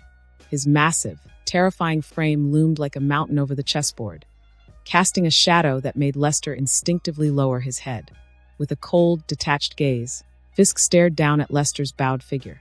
After a pause, his deep voice rumbled, "No matter. The hand was always a group of cowardly, treacherous vermin huddling together for warmth. They could betray Madame Gao to help me, just as they could betray me to help someone else." "I understand, boss." Lester smiled slightly, responding quickly. As he moved around the chessboard, he edged closer to Fisk. "Boss, Madame Gao's forces are dwindling. Should we wipe them out in one strike?" Although, before Lester could finish, and just as he was mere steps away from Fisk, his hands suddenly flew into motion. Shink, shink, shink. In an instant, a barrage of metal playing cards shot through the air like deadly projectiles, whistling as they hurtled toward Fisk's neck and head. Clink, clink, clink. Yet Fisk, still calm and unmoved, didn't even blink. The cards, sharp enough to slice through flesh with ease, didn't leave a single mark on him. Not a scratch. Impossible. Lester's face twisted in disbelief. In his eyes, tiny green lights began to flicker and swirl. His fingers, adorned with metal rings, twitched slightly as a razor-thin blade shot out from his sleeve. But Fisk, immovable as a mountain, had already reacted. Seated in his chair, he reached out with one massive hand, effortlessly grabbing Lester by the head, fingers sinking into his hair. With his other hand, Fisk casually swung, delivering a bone-crushing blow to Lester's arm and chest. Crack! The sound of bones snapping echoed through the room. Lester's body crumpled, his limbs hanging limp. In an instant, Nearly all his bones had shattered. Ugh! Lester's eyes widened in pain, his mouth opening to scream. But Fisk's massive hand clamped over his face, silencing him completely. As Fisk held Lester's head, he noticed the eerie green lights dancing deep in the man's eyes. "Brainwashed, just as I thought," Fisk muttered. Before the words even fully left his lips, he tightened his grip. Splat! Lester's skull shattered under the pressure, his eyes bursting from their sockets as half his head was crushed. Without any change in his expression, Fisk discarded the body, flicking the blood and brain matter off his fingers. Standing up, he spoke in a low, menacing tone. "Your remote-controlled puppet is broken.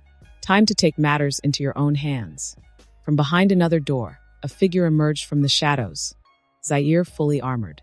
In one hand, he held a blood-soaked chainsaw sword.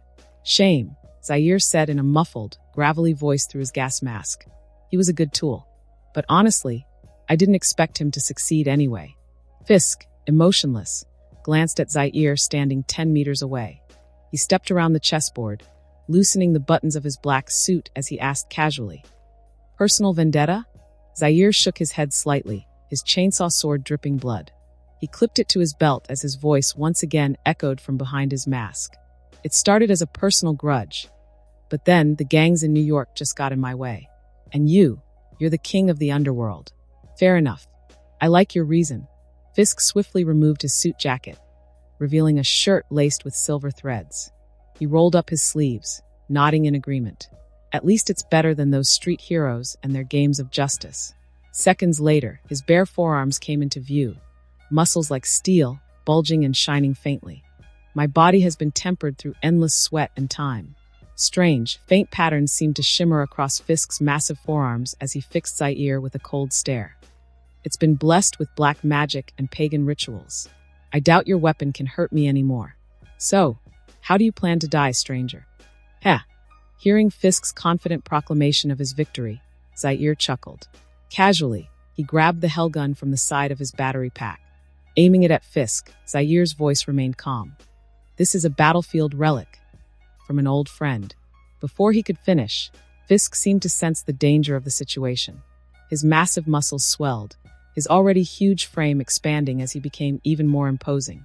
In a split second, his inhuman strength shattered the floor beneath him, launching Fisk forward like a cannonball toward Zaire. Specifically for killing bugs. Zaire smiled slightly, pulling the trigger of the hellgun. The hellgun roared with deadly fury. The alloy-reinforced barrel heated up rapidly. From the muzzle, a blinding light erupted. Searing beams, capable of piercing through heavy armor, shot forth in rapid succession. Kingpin, still suspended midair, had a sudden change in his expression. In the next moment, a wave of terror flooded his twisted face. Instinctively, he crossed his muscular, sinewy arms, trying to block the oncoming threat. But the underground king's vaunted, hardened physique couldn't last even a fraction of a second. The scorching lasers sliced through his body with ease. Against Zaire's hellgun, neither brute strength nor dark magic were of any use. Sizzle, sizzle, sizzle. The stench of burning flesh filled the air. Kingpin, massive like a giant, fell silent. His entire upper body was obliterated by the intense lasers, reduced to nothing but charred, scattered chunks. Thud! In an instant, what remained of his lower half, still carrying some residual momentum, crashed heavily at Zaire's feet, spilling guts and innards across the floor. Phew! Zaire, still wearing his gas mask, let out a breath. He stared down at the exposed spinal column of the half-corpse. Slowly, he raised the now silent hellgun. Bzzz. The gun's cooling system hummed softly. Was it really worth it? Zaire shook his head, sighing quietly. He slung the hellgun back onto the battery pack on his back. Stepping over the bloody remains of Kingpin, Zaire calmly walked towards the chessboard. He looked down at Lester, whose skull had been blown apart. At that moment, with its host's life snuffed out, the Heartlock scarab reactivated, starting to devour Lester's corpse. The Necrons really are extravagant. This is just a disposable little toy, Zaire muttered, frowning as he watched the body gradually carbonize and crumble away. He had hoped to recover the Heartlock scarab, given that such a technology, capable of easily controlling another's mind, was extremely valuable. But to his disappointment, it turned out to be a one-time use device. With a sigh, Zaire could only hope he might retrieve something useful later. Shifting his focus, Zaire began casually exploring Kingpin's private quarters. After about 10 minutes, he found a hidden safe behind an expensive painting. He glanced at the heavy safe embedded deep in the wall, then at the chain's word hanging at his waist, still smeared with blood and bits of flesh. Maybe not this time, he sighed, shaking his head. Taking out his phone from his coat, Zaire tapped a few buttons and waited patiently, standing by the painting as if he were admiring it. Clunk, clunk, clunk. The sound of the elevator's mechanical ascent echoed through the room. Ding! The elevator doors slid open, and a large metal figure with glowing blue eyes stepped out, its limbs clanking as it moved. With remarkable speed, it dashed to Zaire's side, bending low to speak. Omni-sensei, your loyal servant has arrived. Do you require assistance? How's it looking below? Zaire asked, not even turning his head, as though he were still lost in contemplation of the abstract painting. Most of Kingpin's forces have already been eliminated, so Lady Gao's side is progressing smoothly. Some remnants are still resisting, but they won't hold out much longer, the machine man reported, bowing respectfully. Then help me open this, Zaire nodded, pointing at the heavy safe. As you wish. A simple task. The metal figure straightened, its metal head whirring as it scanned the safe. Zaire, curious, stepped aside to watch how the robot might approach the task. He expected it to either brute force the password or hack into the internal system. But instead, crunch. The machine man stepped forward and drove its 10 metal fingers into the thick metal door. Crack. With a sharp tug, the entire safe door was ripped clean off. Simple indeed. Zaire's eyelid twitched behind his gas mask. It seemed this wasn't much different from using his chain's word to slice it open. Sensing Zaire's silent exasperation, the robot's voice, now slightly awkward, buzzed. Master, the internal structure of the safe is purely mechanical, and since there's no self-destruct system, this was the simplest method. I see, brute strength works wonders, Zaire replied dryly, stepping forward to inspect the contents of the safe. Inside, there were no piles of cash or glittering treasures. Instead, there were neatly arranged stacks of documents. Zaire casually picked up a bundle, flipping through it. The documents detailed the organizational structures of various gangs across New York, key personnel, and countless bank accounts. The data was so thorough that if Zaire wanted to, he could easily control the lifeblood of most of the city's criminal underworld. At this moment, Zaire was the unspoken king of the underground. But Zaire had no interest in this. Tossing the files to the robot, he turned away. If not for the fact that he had unintentionally taken control of Lady Gao and now needed a faction to manage things, he would have wiped them all out. Behind him, the robot quickly scanned the files, then said, I will handle this, master. Rest assured. Zaire waved a dismissive hand without looking back. He continued searching for anything useful. After a few minutes, Zaire found a set of bearer bonds, valued at over $20 million, tucked between some of the documents. Anyone could cash them at a bank. Zaire, who had a habit of never leaving empty-handed, slipped the bonds into his coat pocket. Take all the files. We're leaving. But before he could finish his sentence, the robot behind him raised its hand, pointing to something in the safe. Master, I believe there's one more thing you might have missed. Oh! Zaire raised an eyebrow. He stepped aside to let the robot approach. The machine man quickly stepped forward, using a single metal fingertip to peel back a section of the safe ceiling. Click! A small black hard drive, about an inch thick and the size of a palm, dropped into the robot's metallic hand. The battleground between the floors. The air was filled with the dying screams and the relentless bursts of gunfire. Even though Zaire had dispatched a significant number of gang members on his way to the top floor, there were still remnants of Kingpin's forces holding onto some of the floors. They were even engaging in a tug-of-war with Madame Gao's forces for control. Yet despite her numerous injuries, Madame Gao did not retreat. She personally led her subordinates in sweeping out the remaining enemies, determined to capture each floor. This was the final command from her master before he left, and her ultimate test. Kingpin was dead. If she couldn't handle the remnants and gradually take control of New York's various criminal organizations, it would prove she had no further use. For those without value, Her master had left no shortage of grim examples of his ruthlessness. "Kingpin is dead. We've won," someone shouted, but Madame Gao's expression remained emotionless. Raising her arm once again, her gun pointed forward. So before the police arrive, she commanded coldly, "Finish them. 5 a.m. inside a secret underground base." The base, which had already doubled in size, now featured a more complex interior layout. At its center was a vast hall, surrounded by a training area, a shooting range, and a massive armory, along with a warehouse for supplies. There was even a rudimentary living quarters for personnel, complete with basic amenities like running water and electricity. Thanks to the meticulous work of Iron Man, Zaire, having just stripped off his combat gear, sat cross-legged on a metal cot in the living quarters, going over the spoils of his recent hunts. Among the tangible assets were several unregistered bonds worth a total of 20 million. As for Kingpin's vast digital assets, they were now effectively in Iron Man's hands, destined to become unclaimed resources following Kingpin's death. Zaire couldn't access them for now, so he mentally classified them as long-term savings under Man of Iron Bank. The intangible assets, on the other hand, were much more extensive.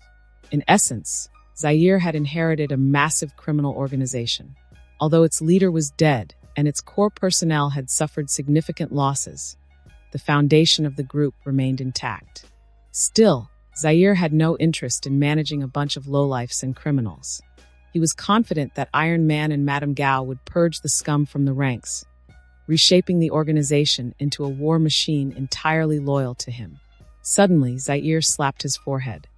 Almost forgot. As if just remembering something, he frowned and opened the interface of his simulator, navigating to the salvage function. Salvage complete countdown, 0. Salvage results, 50 standard explosive rounds for bomb gun.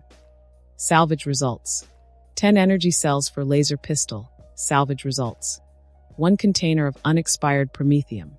As he scrolled past the various items, Zaire's eyes suddenly widened as they locked onto the final salvaged item. This is... His once narrowed eyes opened to their limits, and even his steady breathing became erratic. Finally, the salvage had yielded something extraordinary. Salvage results: Solar Void Combat Armor, worn. Description: produced by the Solar Auxiliary Corps. This is a fully enclosed shell armor equipped with a life support system. Designed by the Mechanicum for chemical warfare, space, and hostile planetary environments. Its defenses can withstand small arms fire and impacts, preventing the wearer from going into shock. It also has a self-repair function for minor penetrative damage. But remember, if you face a charging Astartes, this will only ensure you die a little less painfully.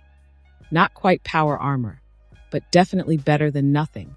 For the first time in a while, a genuine smile appeared on Zaire's face as he spoke to himself. However, just as he was about to pull out the armor to inspect it, Man of Iron mechanical voice interrupted him, emanating from his phone. "Master, the encrypted data on the black hard drive has been decrypted. I recommend you come and take a look." "Understood." Zaire closed the simulator and stood up from the metal cot, heading out. If it weren't something critical, Iron Man wouldn't have disturbed his rest. In the center of the base's brightly lit hall, a massive 5-meter diameter metal round table stood, with Iron Man projecting data from his eyes. Before Zaire could even get close, Iron spoke without looking up. By the Omniscia, the hard drive had a self-destruct mechanism and layers of encryption. Zaire paused, his gaze sweeping across the dense text floating in midair.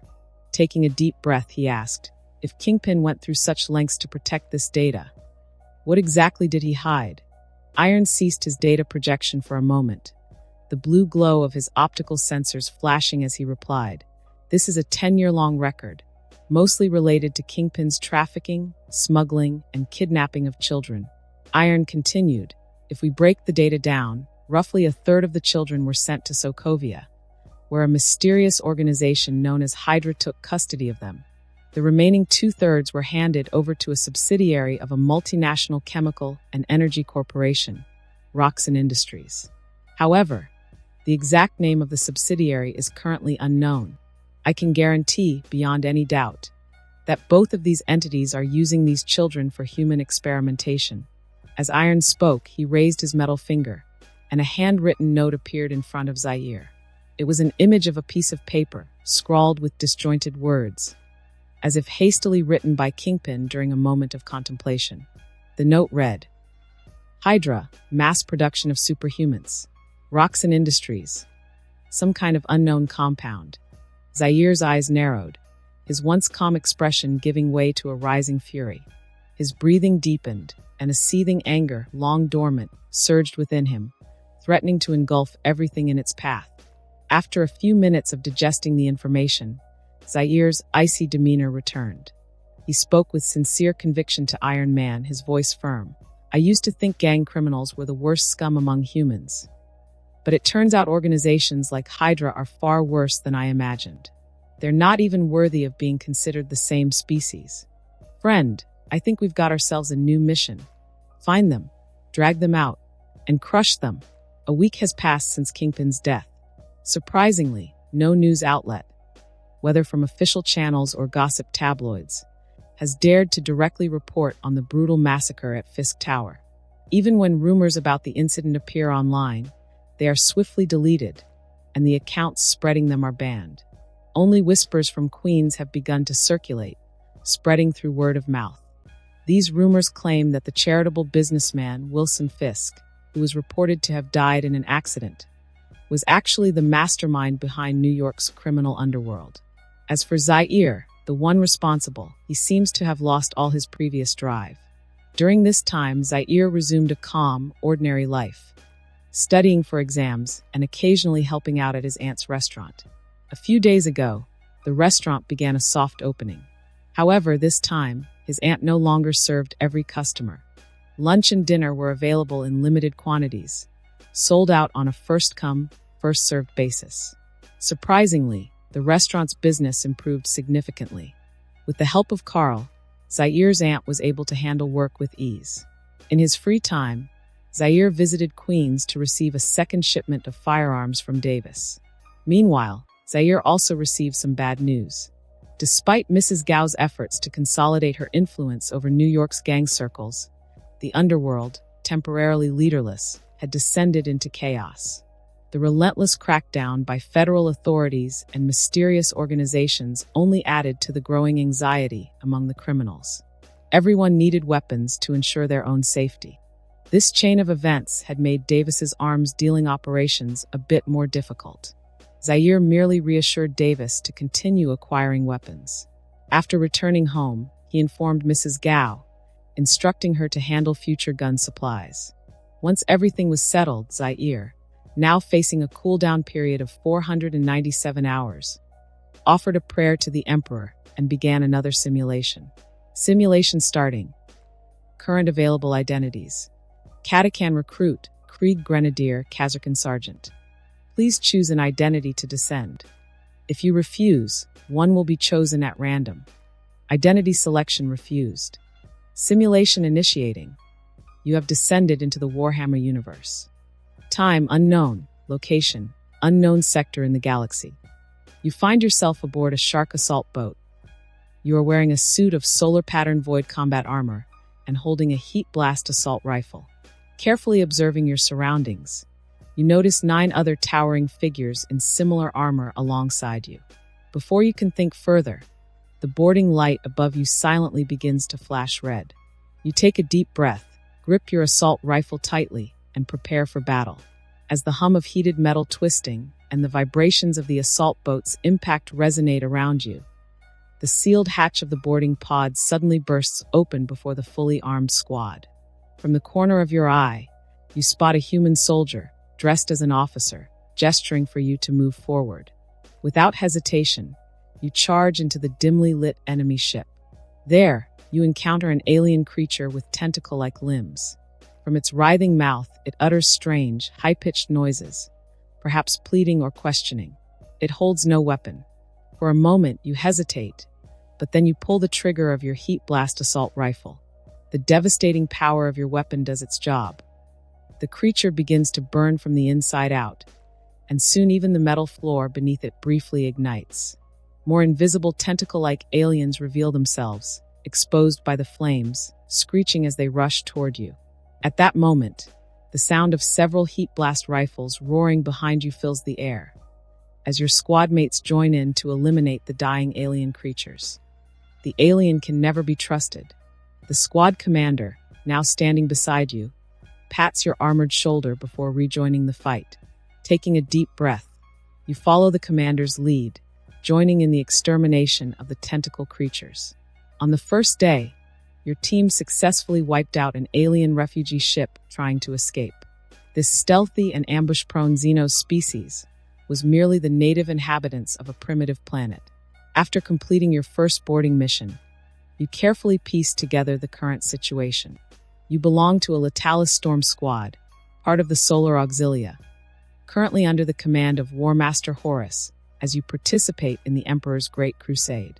The boarding actions against alien forces like today's are just routine occurrences during the long and tedious space voyages. On the second day, the Storm Squad commander approached you during training. He expressed dissatisfaction with the hesitation you displayed during the previous mission. You admit your mistake and blame it on your unfamiliarity with the Xenos species. The commander reluctantly accepts your explanation and punishes you by making you repeatedly recite the Imperial truth during your free time, outside of training and meals. On the third day, you trained in the morning, ate at noon, and began reciting the Imperial truth in the afternoon. Nothing significant happened that day, and the voyage continued. On the fourth day, the routine remained the same: training, eating, and reciting the Imperial truth. The only notable event was the sound of meteor fragments striking the metal hull, with nearby servitors reminding everyone to stay vigilant. On the fifth day, you skipped both training and the recitation of the Imperial truth. By the first week's end, your squad received new orders from War Master Horus himself. A new, unknown Xenos force had appeared in a distant sector, and your squad would now be directly under his command for a grand, unprecedented expedition. In the second week, after a long journey, your squad finally joined Horus's expedition fleet. Shortly after, a group of Astartes from the Shadow Moon Space Wolves took over command of your squad. Communication was forbidden, weapons were confiscated, and you were not allowed to leave your quarters. Not just you, but everyone in the squad noticed something was wrong. Unfortunately, unarmed as you were, there was no choice but to follow the orders of the power-armored Astartes. In the third week, with the help of a servitor, you managed to figure out the layout of the ship's interior. You sneaked into the ventilation ducts and made your way to the commander's quarters. The commander showed no surprise at your arrival. Instead, he asked if you had a way to access the ship's armory. You said you could try, but in return, you wanted the commander to share his thoughts on your current situation. There's no doubt, a rebellion is likely brewing. The only question is, whose orders are behind it? The commander said cautiously, fixing his gaze on you. Throughout the conversation, he never once uttered that name. In the fourth week, there were some changes aboard the ship. The vessel you are on is an armed cargo ship. The usual routine is to disguise it as a transport ship, providing cover for your squad's boarding operations. Therefore, the cargo ship is only equipped with a laser cannon array and a torpedo launching system. This is not a ship of strategic value, especially for the entire expedition fleet. Even so, a strange squad of navigators forcibly took control of the cargo ship's bridge, under the escort of the Astartes. The armed cargo ship's captain, nicknamed Blackbeard, along with his crew, were stripped of command by the Astartes and driven into the lower cabins of the cargo ship. The living conditions in the lower cabins are far worse than those in the regular quarters where your squad resides. Despite being treated with such humiliation, Captain Blackbeard calmly stated that perhaps War Master Horus has his own considerations. Captain Blackbeard also urged the other crew members to keep a good mindset and be more patient. He firmly believed that the 16th Legion under War Master Horus' leadership would provide a satisfying explanation after eliminating the dangerous alien forces. You listened to the captain's advice while standing at the door of your quarters. You did not agree with the captain's words. From your cold observation, everything seems to be spiraling into an irreversible abyss. You began sneaking through the ventilation ducts, trying to make contact with the rest of your squad aside from the commander. After your persistent efforts and with the help of the machine servitor outside, you managed to contact all squad members. You had in-depth conversations with them, attempting to make them understand the current situation. Unfortunately, out of the entire squad, including the commander, only 5 members agreed with your delusions. An internal rebellion from the Shadow Moon Wolves of the 16th Legion is brewing. You cautiously whispered to the squad members, carefully choosing your words. A rebellion? Involving War Master Horus? Stop joking, friend. He's the banner of the Great Crusade, the War Master of the human empire. He's the Emperor's son, scoffed one of the dissenting squad members. You remained silent and chose not to interact with them any further. In the 5th week, the situation aboard the armed cargo ship deteriorated further, due to the prolonged confinement and the reduction in food rations. A group of subhuman beastmen responsible for logistics on the ship couldn't bear the hunger and triggered a riot in the lower cabins. However, as soon as the riot began, the roar of bolt guns and the splattering of laser beams grabbed the attention of all the crew members. 2 Astartes from the Shadow Moon Wolves suppressed the fury of 100 beastmen in just 3 minutes. In an instant, the floor of the lower cabin was covered with the blood and flesh of countless beastmen, rivers of blood flowing. Perhaps driven by your instigation and a better-them-than-us mentality, Captain Blackbeard could no longer tolerate the brutal behavior of the Astartes and was unwilling to let them continue their reckless actions. He led a group of malnourished crew members and forcibly barged into the bridge, delivering a passionate speech. I've served the Great Crusade. I've shed blood for War Master Horus. I demand to. Captain Blackbeard roared hoarsely as an Astartes guarding the bridge gripped him by the throat. Shortly after, Captain Blackbeard was thrown out of the bridge, landing heavily in the plasteel corridor. Hidden among the crew, you rushed forward to help him up, only for the pale-faced Captain Blackbeard to grab your collar. Quick, inform your commander. The cargo ship. No, the entire fleet's navigation coordinates are wrong. Captain Blackbeard whispered urgently into your ear, drenched in sweat. In the 6th week, through secret messages passed by the crew, you figured out the rotation times of the 5 Astartes aboard the cargo ship. During their extremely brief shift change, you successfully infiltrated the armory through the maintenance ducts. You stole 4 Melta assault rifles and 10 laser pistols. Due to time and weight constraints, you had no choice but to abandon the combat armor. Carrying only the weapons, you returned to the lower cabins. Captain Blackbeard and the commander were awaiting your return. Ever since Captain Blackbeard discovered the anomaly with the navigation coordinates, he had formed a united front with your squad. This expanded the number of loyalists to over 100. However, for the nearly 1,000 crew members aboard the armed cargo ship, you were still the minority. You distributed the Melta assault rifles to the commander and the other 4 squad members. Their mission was to ambush the armory and deal with the 2 Astartes guarding it. Your mission, along with Captain Blackbeard, was even more difficult. You needed to distract the 2 Astartes guarding the lower and regular cabins, to buy more time for the commander and the others. In the 7th week, a riot broke out in the lower cabins of the armed cargo ship. You stirred up the other crew members to take over the kitchen, declaring they would no longer tolerate the food distribution system. At the same time, Captain Blackbeard led his loyal crew to forcibly shut down the cargo ship's engines and took control of the Geller field. The continuous disturbances completely distracted the Astartes. They attempted to calm the majority of the crew, urging them to return to their quarters. However, when the bolt guns' roars echoed from the direction of the armory, the Astartes' efforts at pacification turned into outright slaughter. For the unarmed crew members, facing Astartes in power armor was like a hot knife cutting through butter. You gripped a laser pistol tightly, pulling the trigger in a futile attempt to harm the Astartes. The roar of the bolts and the sight of flying limbs constantly assaulted your senses. The horrific scene before you made you grit your teeth in anguish. Why? Why would War Master Horus Shadow Moon Wolves treat us like this? A crew member, ignorant of everything, trembled and shouted in rage. He stood up straight, staring defiantly at the blood-soaked Astartes in front of him. However, his only answer was the raised bolt gun of the Astartes. With a thunderous roar, the furious crew member was blown apart, his flesh scattering across the plasteel deck. A minute later, most of the crew lay dead or dying. The two Astartes slowly shifted their gaze, pointing the barrels of their bolt guns at you, standing amidst the corpses. You took a deep breath and slowly exhaled. You raised your laser pistol. The piercing whistle of the anti-armor hotline rifle echoed through the lower decks. Blinding red beams shot out from behind the two Astartes. They surged irresistibly into the power armor's interior. High-energy laser beams pierced through the ceramite-made power armor. One Astartes, unable to react in time, had his helmet penetrated by a laser and died instantly. Another, more cautious Astartes fell heavily injured on the verge of death. Even so, the dying Astartes propped himself up with one hand on the metal deck.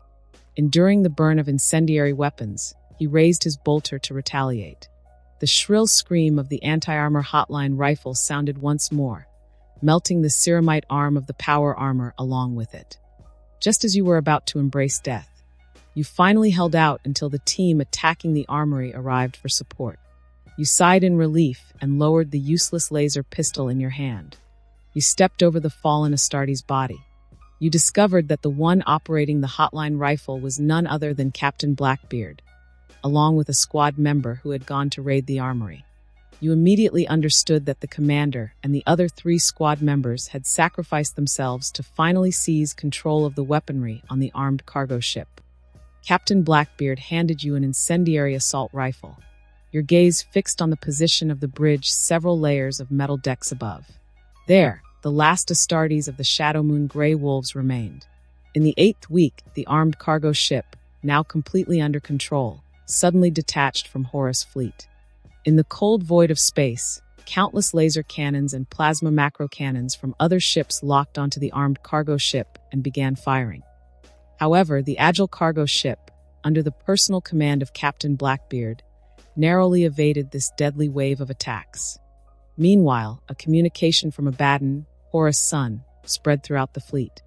A cargo ship carrying the Latalis stormtroopers had betrayed the human empire due to the influence of Xenos forces. The cargo ship was attempting to ram the expedition fleet to sabotage Horus' plans to attack the Xenos forces. For the human empire, for the success of the Great Crusade, and for War Master Horus, sink them. Abaddon's voice was cold and merciless. In an instant, the cargo ship you were on was locked by machine spirits, and plasma torpedoes restricted your escape route. Subsequently, an overwhelming barrage of laser cannons and plasma macro cannons completely engulfed the entire ship. However, just as the ship was disintegrating and falling apart, you and the last surviving squad member piloted a great shark assault boat, bursting through the flames of the exploding cargo ship. You pushed with all your strength toward the direction of the expedition fleet, carrying the questions of countless fallen soldiers and Captain Blackbeard's dying words. You intended to make a final, one-way boarding assault on Horus' flagship. Unfortunately, the great shark assault boat you were piloting did not fly far. You didn't even make it into the attack range of the expedition fleet's escort ships. A Godspear laser from Horus' flagship vaporized the evading great shark assault boat. You were engulfed in unbearable heat, melting and dissolving into nothingness. You died. Simulation ended. Duration, 56 days. Simulation rewards available for selection: 1. 1 plasma torpedo inactive. 2. Great Shark Assault Boat Manual complete. 3. 1 month of Latalis Stormtroopers combat experience. Simulation time exceeded 24 hours. Simulator were not exempted. Cooldown 56 hours. Available cooldown time 497 hours. Consume cooldown time. Cooldown not consumed. Simulator entering natural cooldown, exemption available. The simulation ended once again. Zaire, sitting cross-legged, frowned at the survival time, which had not yet been surpassed. But when his gaze fell on the reward options, Zaire's slightly furrowed brow relaxed. This time, there hadn't been much combat. Zaire had thought there wouldn't be any physical enhancement. So, without hesitation, he chose the combat experience. He couldn't help but sigh, It's a pity I didn't get the incendiary weapon to deal with the Astartes. I wonder if I can salvage it." Before his voice had even faded, Zair's entire body underwent another strange transformation in muscle and skeletal structure. His muscles didn't swell further, but instead became denser, like tightly twisted steel wire. Already as hard as steel, Zair's bones grew even more rigid. He even increased in height again, growing from 1.90 meters to 1.95 meters. At the same time, even the keratin layer of Zair's skin took on a crystalline sheen, more dazzling than before. Zair leaped from the ground, excitedly checking the crystalline skin on his arms. As he scratched with his fingertips, there was a faint metallic scraping sound. Zair blinked in surprise. Ordinary handgun bullets probably wouldn't affect him anymore, right? He wondered whether a military knife from Katakan could cut through his now reinforced skin. Zair thought for a moment and decided to head to his secret base to test it out. However, just as Zair opened the door to his bedroom, his aunt returned home from work. In the living room, she set down her motorcycle helmet. She narrowed her eyes as she looked Zair up and down, standing at his bedroom door, and asked curiously, "Zair, why do I feel like you've gotten even taller? Is that squad training of yours really this effective?" Zair smiled slightly and teased, "Auntie, I'm only 18. My growth spurt isn't over yet. Haven't you noticed how much I've been eating lately? Oh, thank goodness business is booming, or I'd be worried I couldn't afford to feed you." His aunt laughed as she headed toward her bedroom. Just as she reached her door, she suddenly turned back, as if remembering something, and said to Zair, "By the way, your high school teacher called me. He wanted to ask about you." "Why?" "They said a lot of girls have been going missing from your high school recently. The teacher was calling to check in, to see if you'd heard any rumors among the students.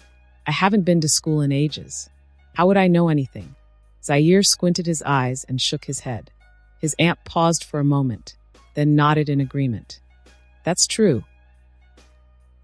And that concludes this episode. If you enjoyed it, I'd seriously love it if you guys could leave a like on the video, as it genuinely helps out so much, and it keeps me going, plus it takes only 1 second. That said, have a wonderful day. See you in the next one.